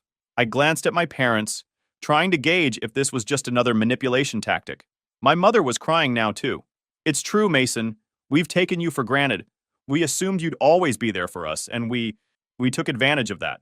My father couldn't meet my eyes. He stared at his hands, looking defeated. I looked around the room, at my father avoiding my eyes, my mother crying, Melissa on her knees. It was pathetic. And yet, I felt no satisfaction in seeing them brought so low, just a deep weariness. "So what exactly do you want from me?" I asked, though I already knew. Melissa wiped her nose with her sleeve. "I need a lawyer, a good one. And mom and dad need help with the mortgage until I can get back on my feet." I laughed again. "You think I'm just going to open my wallet after how you treated me? After finding out you wasted the money I already gave them?" They all looked confused. Tyler stepped in from the kitchen where he'd been hovering. "They don't know that I told you." I turned to my parents. "Tyler told me what you did with the $4,500 I gave you for the mortgage 3 months ago. You gave it to Melissa, didn't you?" My father couldn't meet my eyes. My mother stammered, "We thought—" She said she would pay it back after her promotion. "So not only did you take advantage of me for years, but you lied to me about where the money was going? And now you want more?" Melissa was sobbing now, actual ugly crying with snot running down her face. "Please, Mason. I'll pay you back, I swear. I just need help getting out of this mess." I stood there for a moment, looking at my broken family. Then I smiled. "No, no," Melissa repeated, as if she couldn't understand the word. "I'm not giving you a cent. Any of you. You made your choices. Now live with them." My mother grabbed my arm. "Mason, please, we could lose everything." I removed her hand. "You already lost the only thing that mattered. Your son who actually gave a damn about you." As I turned to leave, Melissa called after me. "What am I supposed to do? I could go to jail?" I paused at the door. "Should have thought about that before you laughed in my face while my kids were standing right there. Actions have consequences, Melissa. Welcome to the real world." I walked out feeling 10 feet tall. I got in my car and drove home to my real family, the people who actually loved and respected me. 2 weeks after I walked out on my pathetic family, Tyler called to update me. Melissa took a plea deal. No jail time, but she has to pay back $75,000 and she's on probation. She lost her apartment, sold her car, and she's working at a call center now. "Karma's a bitch," I said, feeling nothing but satisfaction. "Your parents are losing the house," Tyler continued. "They're getting foreclosure notices." "Not my problem," I replied. A month later, Kate gave birth to our son Ethan. I didn't tell my parents. Why would I? They weren't family anymore. When my mother somehow found out and called begging to see him, I blocked her number. When they sent gifts for Emma's birthday, I donated them to Goodwill without telling my kids. Tyler moved in with us after my parents kicked him out for taking my side. He's been great with the kids and is saving for his own place.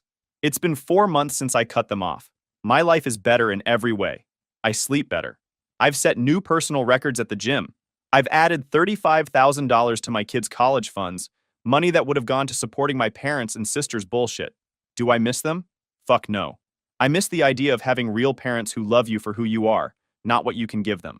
But the people they really are, the ones who threw me and my kids out, then expected me to rescue them when Melissa's life fell apart?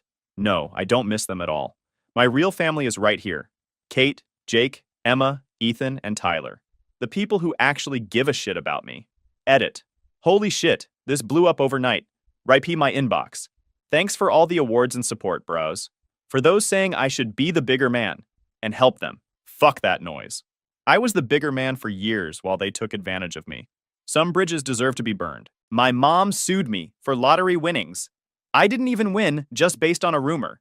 She wanted to give it to my golden brother. I countersued for harassment and legal fees. She lost her house trying to fight me. Now she sleeps on my parents' couch and they blame me. Hey Reddit, buckle up because this story is absolutely insane. My mother sued me for lottery winnings I never won, based entirely on a Facebook rumor. When I fought back, she lost everything. And somehow I'm still the bad guy in this family. Here's how it all went down. I'm 32 male, the older of two brothers. My younger brother Brian, 28 male, has been the golden child since birth. I'm talking full-on favoritism that would make most family sitcoms look subtle. While I was working 2 jobs to pay for community college, Brian got a free ride to State University that he barely graduated from with a 2.3 GPA after 6 years. When I bought my first car at 19, a used Honda Civic with 180,000 miles that I saved for 8 months to afford, my parents gave Brian a brand new Mazda for his 18th birthday. When I got promoted to assistant manager at the warehouse where I worked nights, they forgot to congratulate me. When Brian got hired as a sales associate at a car dealership, they threw a party and invited half the neighborhood. You get the picture. I've spent my entire adult life being the invisible son, while Brian was treated like royalty for accomplishing the bare minimum. My parents aren't wealthy, but they're comfortable. Dad manages a regional bank branch. Mom works part-time doing medical billing from home. They live in a decent 3-bedroom house in the suburbs, drive reasonable cars, take 1 vacation a year. Standard middle-class existence. But every spare dollar they had always seemed to flow toward Brian. New laptop for college when mine was held together with duct tape? Brian got it. Help with rent when he couldn't hold down a job? Brian got checks every month. Co-signing for a car loan after he wrecked the Mazda? Done without hesitation. Meanwhile, when I asked to borrow $200 to cover an emergency car repair when I was 23, Dad lectured me for 20 minutes about financial responsibility and building character through struggle. I never asked them for money again. The golden child treatment extended beyond just money. Family dinners always revolved around Brian's latest adventures or problems. My accomplishments were met with polite nods, before conversation inevitably shifted back to whatever Brian was doing. When I got engaged to my girlfriend Lisa 3 years ago, Mom spent the entire dinner asking when Brian was going to find a nice girl. Lisa noticed immediately how they treated me versus Brian. After our first family dinner together, she was livid. She couldn't believe parents could be that blatantly biased. I'd grown so used to it that I barely noticed anymore. That's how normalized dysfunction becomes when you live it your whole life. Brian and I don't have a relationship, really. We're not hostile, just distant. He knows he's the favorite and doesn't seem to care. Lives his life taking everything handed to him while I built everything myself from scratch. We see each other at family gatherings and exchange maybe 10 words. Fast forward to 6 months ago. I'm doing well for myself now.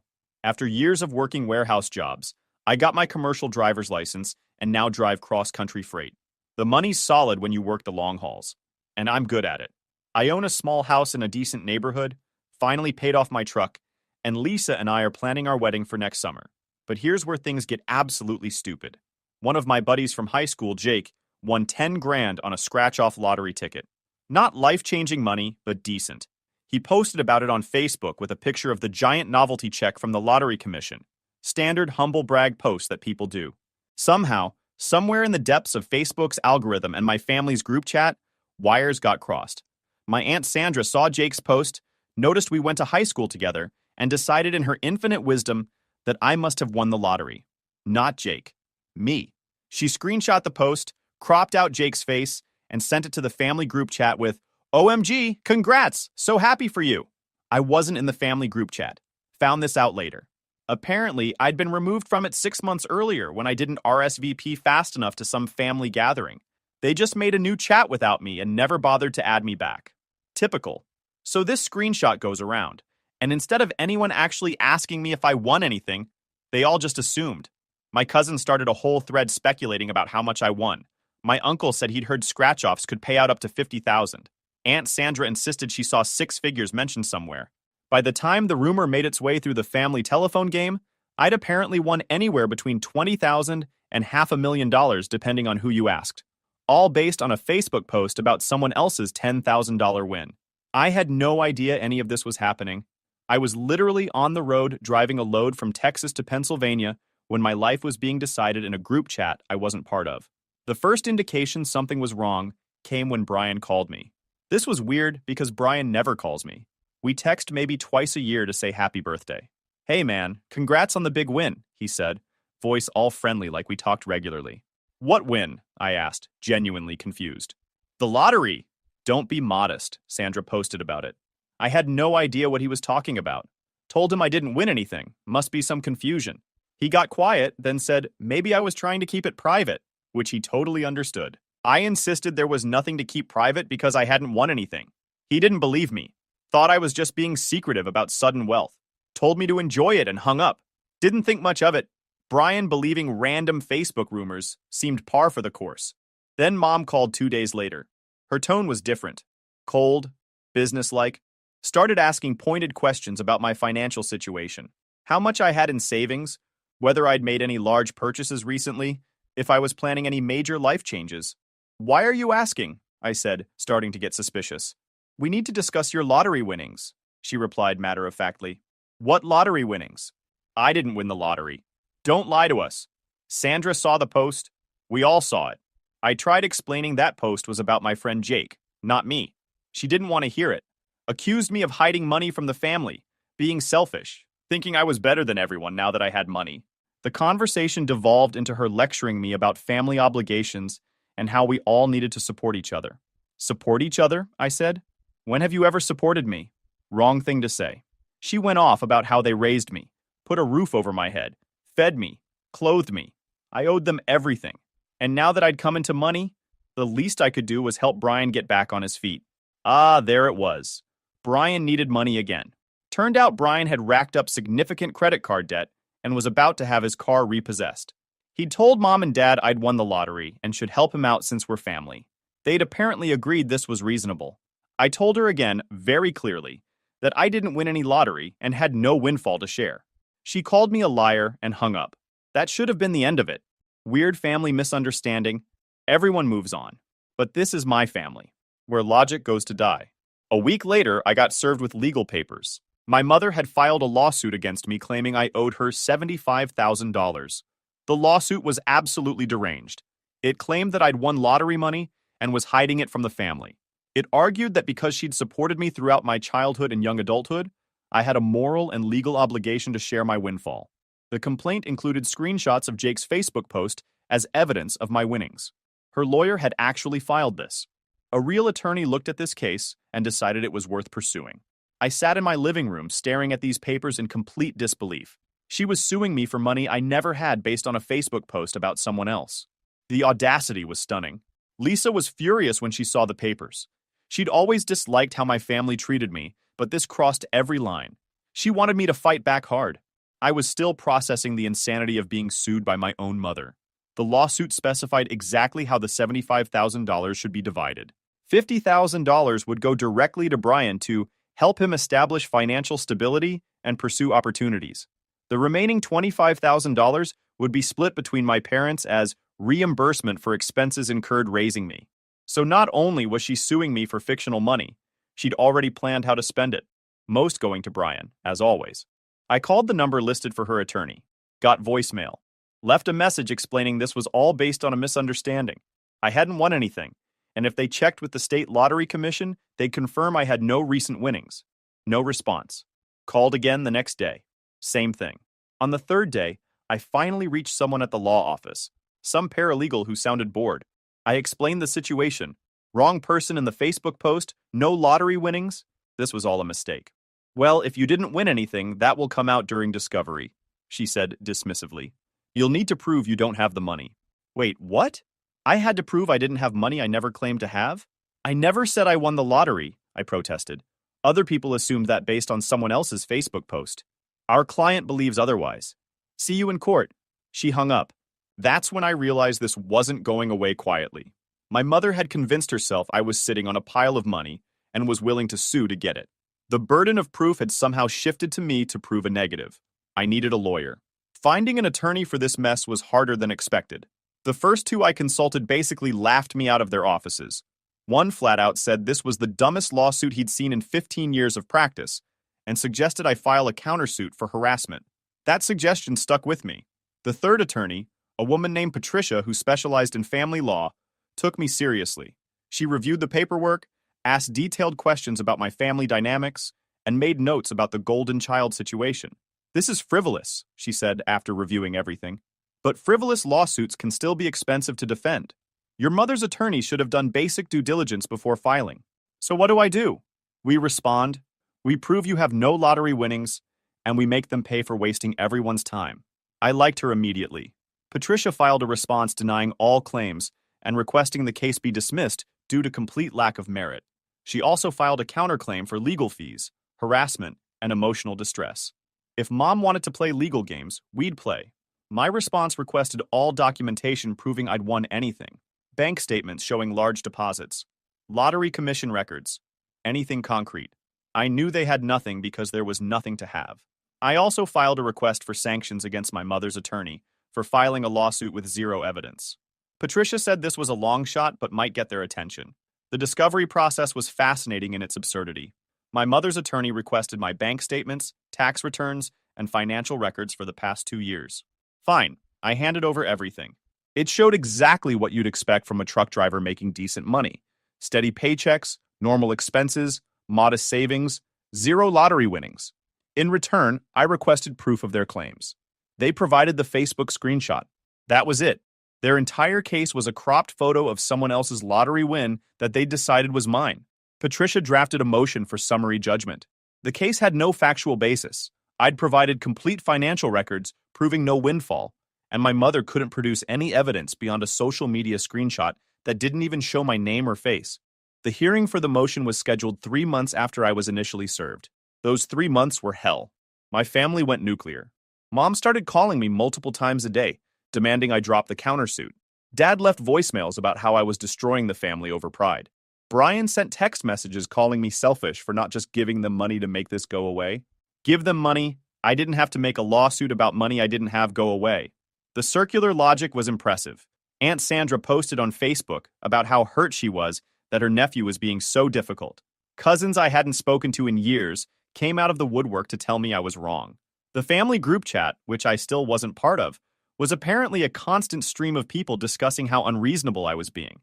My Uncle Dave, who'd always been relatively neutral in family politics, called me one evening. He at least approached it more reasonably than everyone else.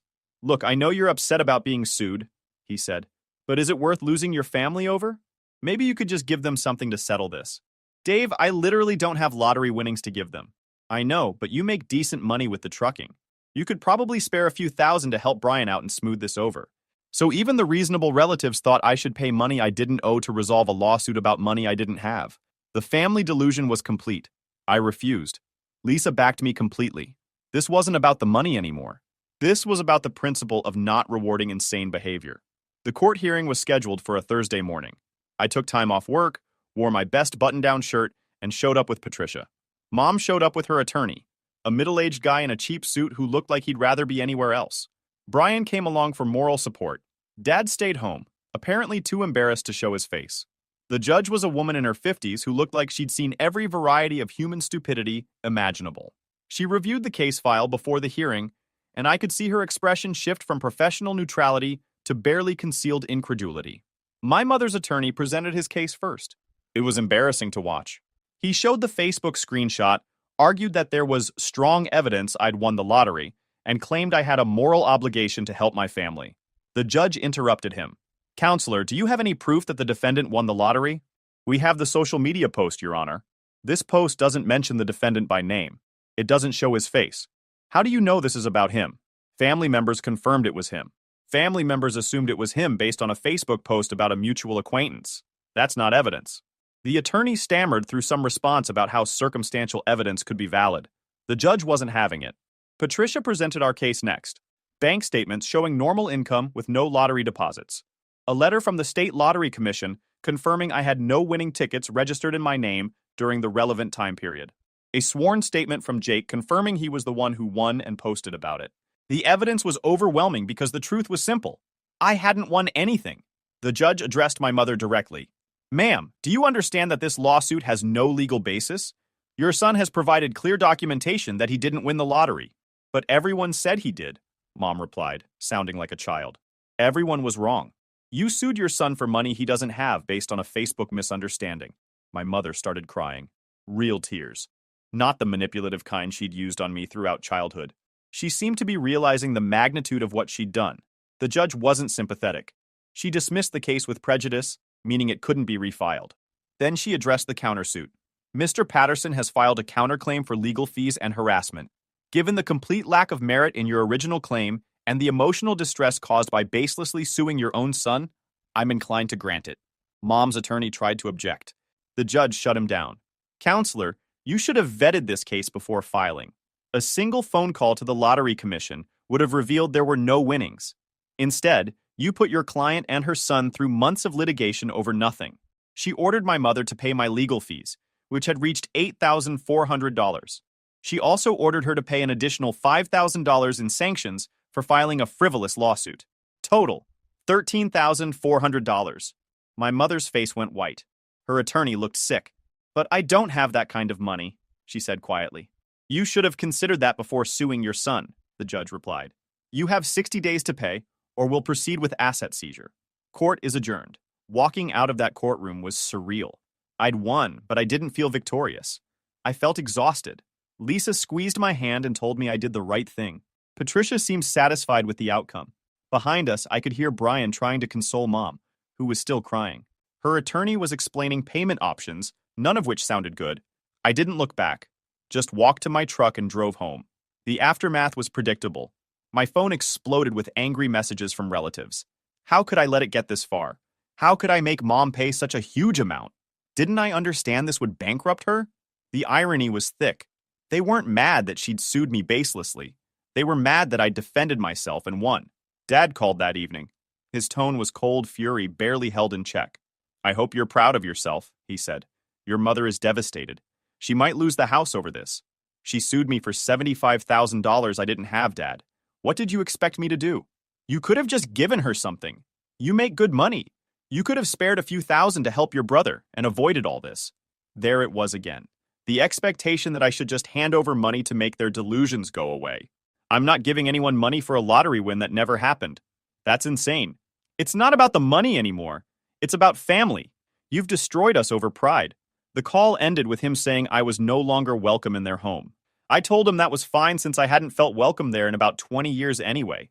That night, Lisa and I talked for hours. She asked if I regretted fighting back. I didn't.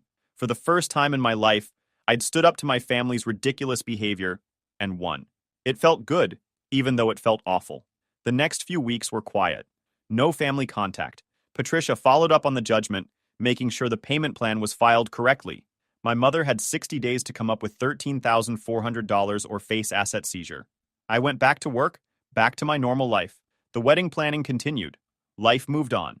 Then came the financial fallout for my parents. Turns out they didn't have $13,400 in liquid assets. They'd always lived right at the edge of their means, spending everything they earned. The money they'd poured into Brian over the years had prevented them from building real savings. They tried to get a loan. Banks turned them down. They tried to borrow from family. Most relatives sided with them emotionally, but nobody wanted to actually hand over that kind of money. Brian, in a shocking display of self-awareness, admitted he couldn't help since he was broke. At least he was honest. 30 days into the 60-day deadline, I got a call from my Uncle Dave again. Your parents are going to lose their house, he said bluntly. They're trying to refinance to get the money, but the paperwork won't go through in time. They might have to sell. That's between them and the court, I said. Come on, you can't actually let them lose their house over this? Dave, they sued me for $75,000. I defended myself. The court decided they owed me money for their frivolous lawsuit. None of this is my fault. But you're their son, and they're my parents. Didn't stop them from trying to take money I didn't have. The call ended badly. Dave took their side as expected. The deadline approached. Patricia informed me that my mother's attorney had filed for an extension, which was denied. The court had given them 60 days already. That was generous. On day 58, I got a call from Mom. First time I'd heard from her since the courthouse. "Please," she said, voice breaking. "Please drop this. We'll lose everything. You sued me first, Mom, for money I didn't have. I know. I know I was wrong. But please, we're begging you." This was the closest thing to an apology I'd ever gotten from her. It wasn't much, but it was something. "Did you know Brian didn't actually need $50,000? She said suddenly. "His debt was only about $8,000. We thought if you had won the lottery, we could get enough for Brian and save some for ourselves, for retirement. So it wasn't even about helping Brian entirely. They'd planned to take my supposed lottery winnings for themselves, too." The honesty was almost refreshing. "I can't drop the judgment," I said. "The court decided you owe me for my legal costs. That's not optional. There has to be something you can do. Maybe you should have thought about consequences before suing me." She hung up. 2 days before the deadline, they came up with a solution. They put the house up for sale and took out a bridge loan against the expected proceeds. It was a terrible financial decision that would cost them thousands in interest, but it generated the cash they needed. Patricia received payment on day 60, exactly on deadline. The judgment was satisfied. I thought that would be the end of it. Case closed, everyone moves on with their lives. I was wrong. The house sale fell through. The buyers backed out during inspection after discovering foundation issues. My parents were stuck with a bridge loan they couldn't pay back, legal fees from the lawsuit, and no way to recover. They declared bankruptcy 3 months later. The bankruptcy meant they lost the house anyway. Had to sell at a loss just to satisfy creditors. They moved in with Aunt Sandra temporarily, sleeping in her guest room while they figured out what to do next. Brian's car got repossessed around this same time. He ended up moving back in with them at Sandra's house. So now my aunt had 3 adult relatives camping in her 2-bedroom condo, none of whom could afford to live independently. The family blame naturally fell on me. If I'd just dropped the countersuit, none of this would have happened. If I'd just given them some money to begin with, they wouldn't have sued. If I'd been more reasonable, if I'd cared about family, if I'd been less selfish. The cognitive dissonance was impressive. They sued me baselessly, lost, faced consequences, and decided I was the villain for defending myself. Christmas came around. I wasn't invited to any family gatherings. Fine by me. Lisa and I had a quiet holiday with her family, who were loving and normal and didn't sue people over Facebook rumors. My cousin posted pictures from the family Christmas party. Looked depressing. Everyone was clearly stressed and uncomfortable. Brian looked like he'd been living rough. Mom had aged 10 years. Dad wouldn't smile for photos. They'd turned a Facebook misunderstanding into financial ruin through sheer stubborn stupidity and refusal to admit they were wrong. January brought new developments. My parents found a small apartment, 1 bedroom with a den they converted into a 2nd bedroom. Dad's bank extended him a hardship loan for first and last month's rent. They moved out of Aunt Sandra's place, taking Brian with them. Brian was sleeping on an air mattress in the den. At 28 years old, sleeping on an air mattress in his parents' den because he'd never bothered to build a real life for himself. Mom got a second job doing data entry from home at night. Dad started picking up weekend shifts. They were both working themselves to exhaustion trying to recover financially. Meanwhile, I was thriving. Got a raise at work. Lisa and I set a firm wedding date. Put an offer on a bigger house that got accepted. Life was genuinely good for the first time in years. The contrast wasn't lost on anyone. March brought an unexpected visitor. Brian showed up at my door one evening. I almost didn't recognize him. He'd lost weight, looked exhausted, clothes that didn't fit right anymore. "Can we talk?" he asked. I let him in, offered him something to drink. We sat in my living room in awkward silence for a minute. "They sent you, didn't they?" I said finally. "No, I came myself. They don't know I'm here." That was surprising. "Mom's a wreck," he said. "Dad's working himself into an early grave. I'm sleeping on an air mattress at 28 because I screwed up my entire life relying on handouts. That's not my fault, Brian. I know. That's why I'm here. To tell you I know." He explained that the bankruptcy had forced a lot of realizations about how the family functioned, how the favoritism had actually hurt him by preventing him from developing real skills or work ethic, how Mom and Dad's enabling had left him completely unprepared for adult life. "I never had to struggle," he said. "Everything was just given to me. So I never learned how to handle problems or be responsible. Now I'm almost 30, and I'm useless." It was the most self-aware thing I'd ever heard from him. "What do you want me to do about it?" I asked. "Nothing. I'm not here to ask for anything. I just wanted you to know that some of us realize how messed up this all was. He stood to leave. At the door, he turned back. For what it's worth, I'm glad you fought back. Somebody needed to stop playing along with their delusion. I wish it had been me. He left. I stood in my doorway watching him drive away in his 15-year-old sedan that barely ran, wondering if people could actually change or if this was just temporary clarity that would fade. April brought the wedding. April brought the... Lisa and I got married in a small ceremony with her family and our real friends. None of my family came. I hadn't invited them. It was perfect. No drama, no tension, just people who actually cared about us celebrating our marriage. Dad walked Lisa down the aisle since her father had passed years ago. His speech made everyone cry in a good way. Pictures from the wedding went up on social media. Lisa looked beautiful. I looked happy. Our friends looked like they were having an incredible time.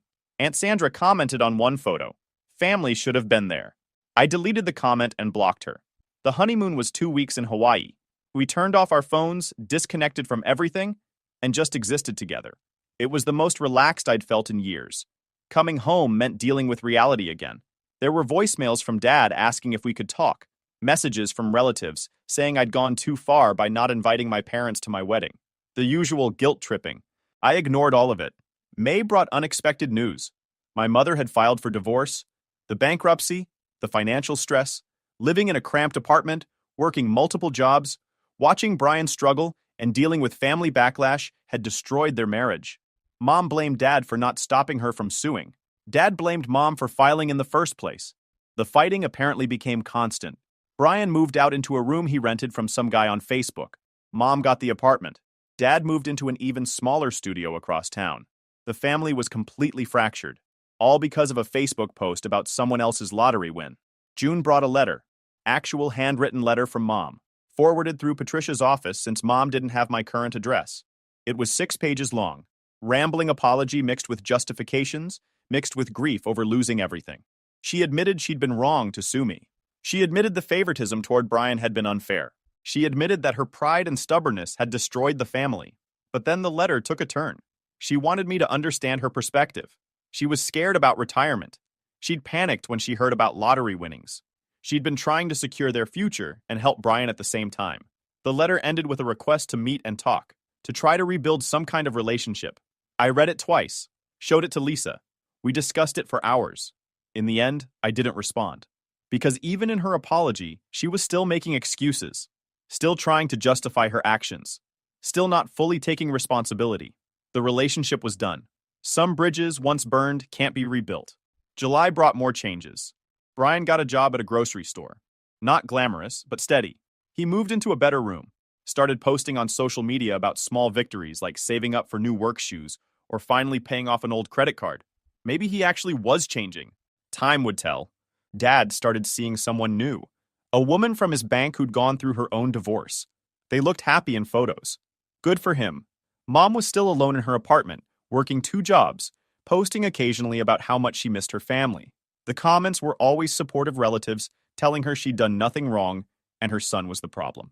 The delusion continued even after bankruptcy and divorce. August brought full circle closure. I ran into Jake at a gas station. We caught up briefly. He'd heard about the lawsuit through the grapevine. "Man, I'm sorry my stupid Facebook post caused all that," he said. "Not your fault. You just posted about your win. My family's crazy made it into a whole thing.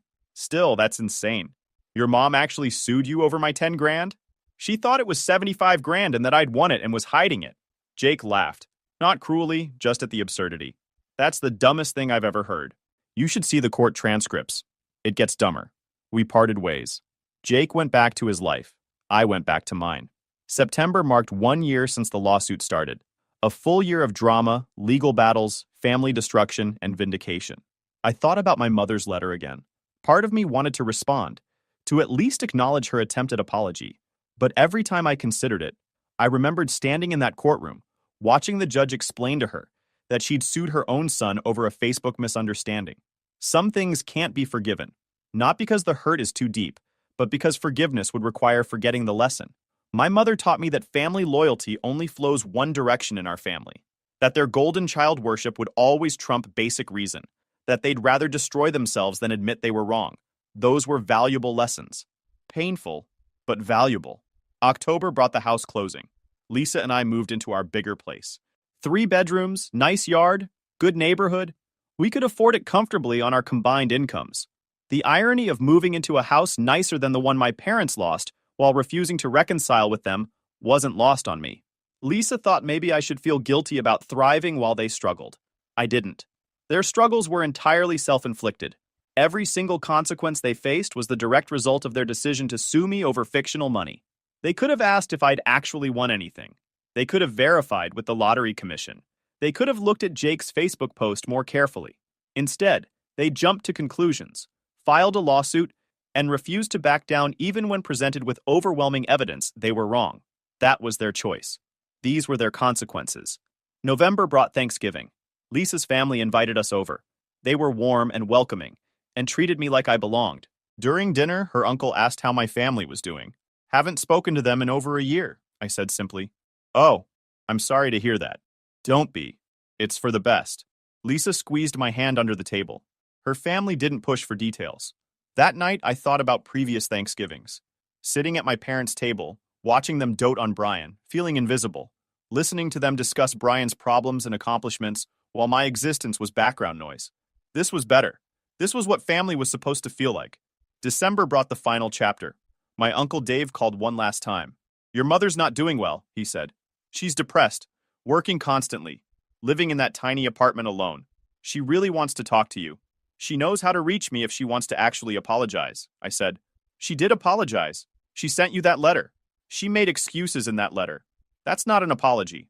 What do you want from her? Blood? I want her to actually take responsibility instead of explaining why she was justified in suing me over money I didn't have. She lost everything. Isn't that enough? Dave, she didn't lose everything because of me. She lost everything because she sued me baselessly, refused to drop it when proven wrong, and faced legal consequences for her actions. That's cause and effect. You're really going to let your mother spend Christmas alone?